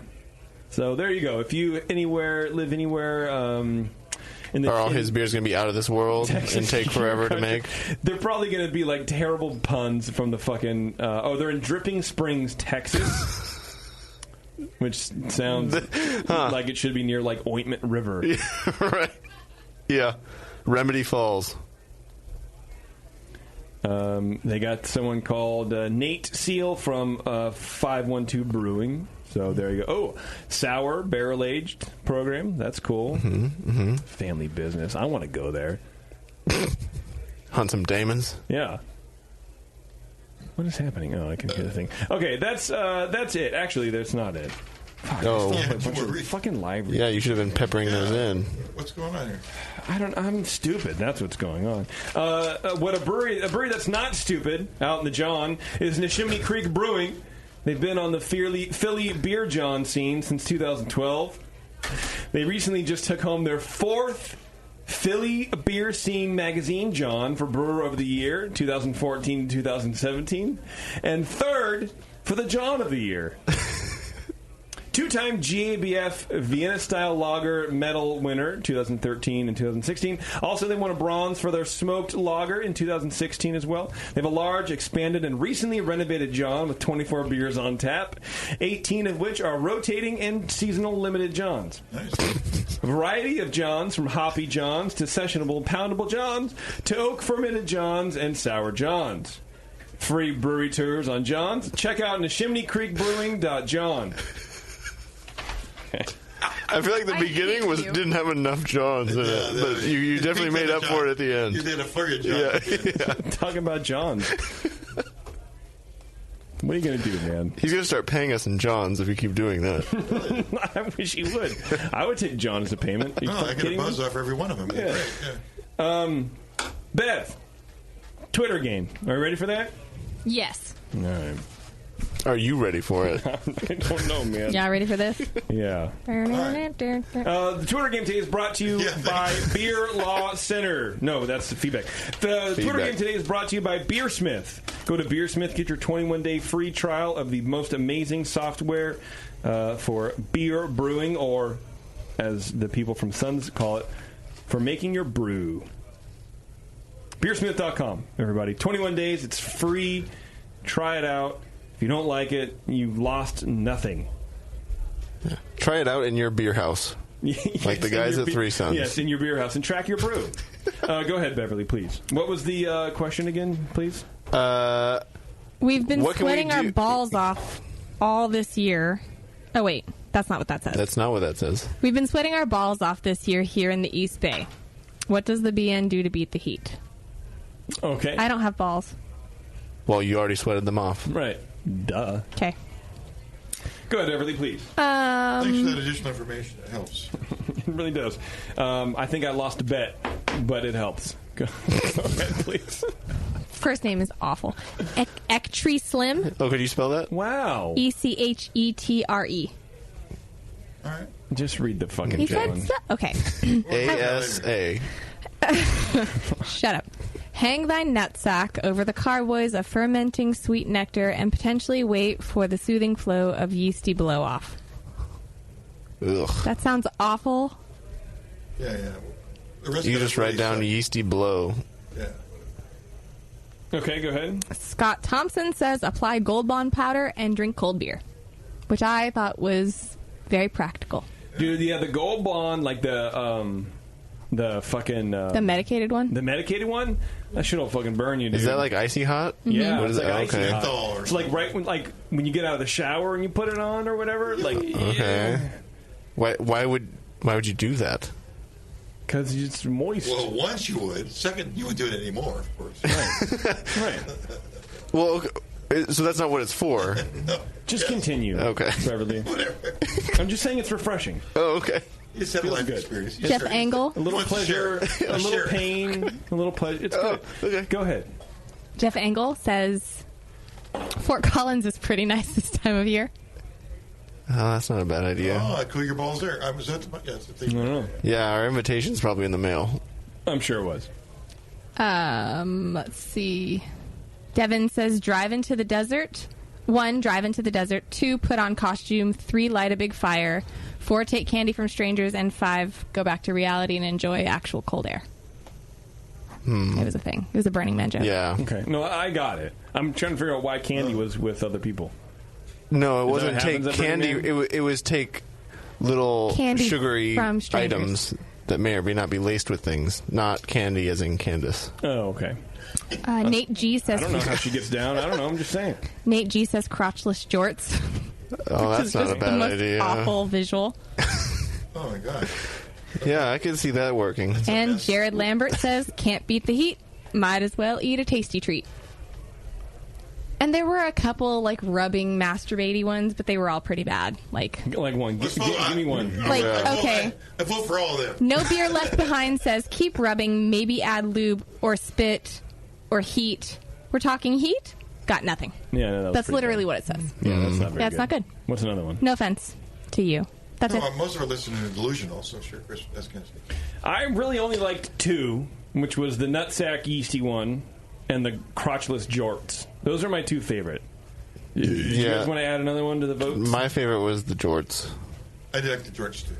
Let's just make it the jorts. Jorts win. All right. Yeah. Good job. Email Bevo, BEEVO. There too. TheBrewingNetwork.com. Did you just have a stroke? No! Guess I'm going to have to go home and cut the crotch out of my jorts. Just the fucking... You could wear it to Burning Man. Cool, it could be dude. like a thing. Don't you wear weird shit there? Well, I don't. Sure. But there are people that do.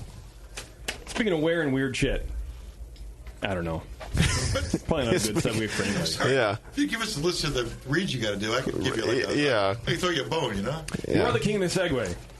I'll tell you that. Is that because he rides one to work every day? Maybe. That'd be great. You should ride a Segway to work. Yeah, it's not too far for you. Those things never yet. really caught on. Segways, really. Well, have you seen what someone looks like when they're standing on one? More importantly, I've seen what someone looks like when they're falling off of one, which is Oh, that always happens? great. Oh yeah, go on like YouTube and make like Segway accidents, man. They just like spin in a fucking circle and fucking fly off, dude. It's the best thing ever. But now we watch a lot of America's Funniest videos, right? Because you guys are we're old. like 85 years old. It's in Reader's Digest recommends it, so I have to do it. And in your AARP monthly. That's the bookmark. Yeah. And they have a lot of those the stupid hoverboard. Oh, right. Videos. Yeah. That's like a Segway fucking amped. Yeah. That shit's fucking. I busted my ass on one of those. That shit's rough, man. Oh yeah, you even tried one. Yeah, but there's a lot of videos of people just spinning out of control. Like the new thing, I guess. Well, in these videos, a lot of people from the Midwest. Anyway, they're like kids will sit on it. And then, you just lean one way, and it just fucking spins you in a circle. Okay. And then they get whisked off into like the door, into the wall, or whatever. It's fucking amazing. It's best to use those in confined quarters. Especially like that. Yeah. Yeah. Go to Drake's. Go to drakesbrewing.com. They were on the show a couple weeks ago. They gave the recipe for Aroma Coma, I think it was. One of the beers in their Aroma series. Yeah, God, I forget what. I think it was Aroma Coma. Probably Aroma Coma. That's the main one in the group. But they came with all their beers, or all the recipes, so that was pretty dope. So check them out. You can go to Drake's Brewing. You can also, Drake's Dealership is a cool spot, so if you come into the Bay Area, go to Oakland, head over to Drake's. It's in a fine neighborhood. Don't worry about it. Don't let the rap videos frighten you. You'll be okay. About Drake's Dealership? About Oakland. Oh, okay. Yeah. Oakland's very nice. Oakland is there. The area that Drake's Dealership is in is very nice. It's fine. You're going to be okay. That part of Oakland. Yes, you can walk it. Yes. It'll be great. You don't have to run it. I mean, you should walk briskly. That's true. Don't loiter. Don't hang out. Okay. Speaking of hanging out, Adam and Eve is determined to help you spice things up in the bedroom. Yes. And they're backing up that promise like a big ol' ass. Beep. Check this out. Go to Adam. It's not on the copy. I made it up. It says that? No. That's how good at copy I am. It just comes out. Go to adamandeve.com and you'll get 50% off almost any item when you enter offer code BNARMY at checkout. But now back by popular demand, Beverly, and for a limited time only, you'll also get a free Big O kit. And who doesn't love the Big O? Adam and Eve's Big O kit includes their exclusive Climax gel and mini vibrator. You also get your entire order sent to you for free, so hurry up. Take advantage of this limited time offer. You can choose a new adult toy, a naughty movie, or almost anything else. When you choose that item at 50% off, you'll get free shipping, plus the Big O kit, which Beverly highly endorses, which includes the Climax gel and the mini vibrator. And you won't find this deal anywhere else. Just go to offer code BNARMY at checkout. That's BNARMY at adamandeve.com.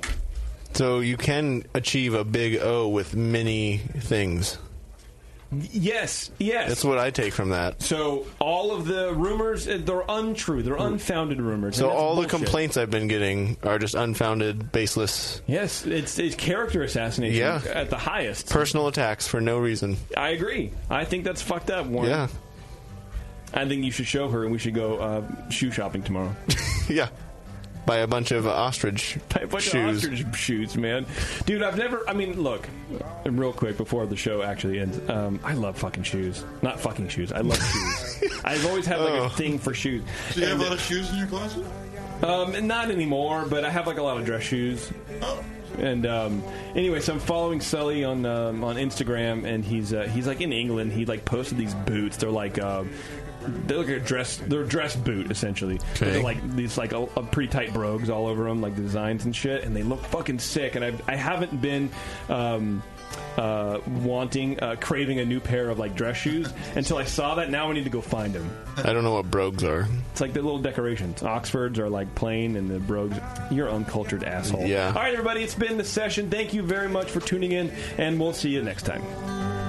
Justin's a nice guy and winning the race. JP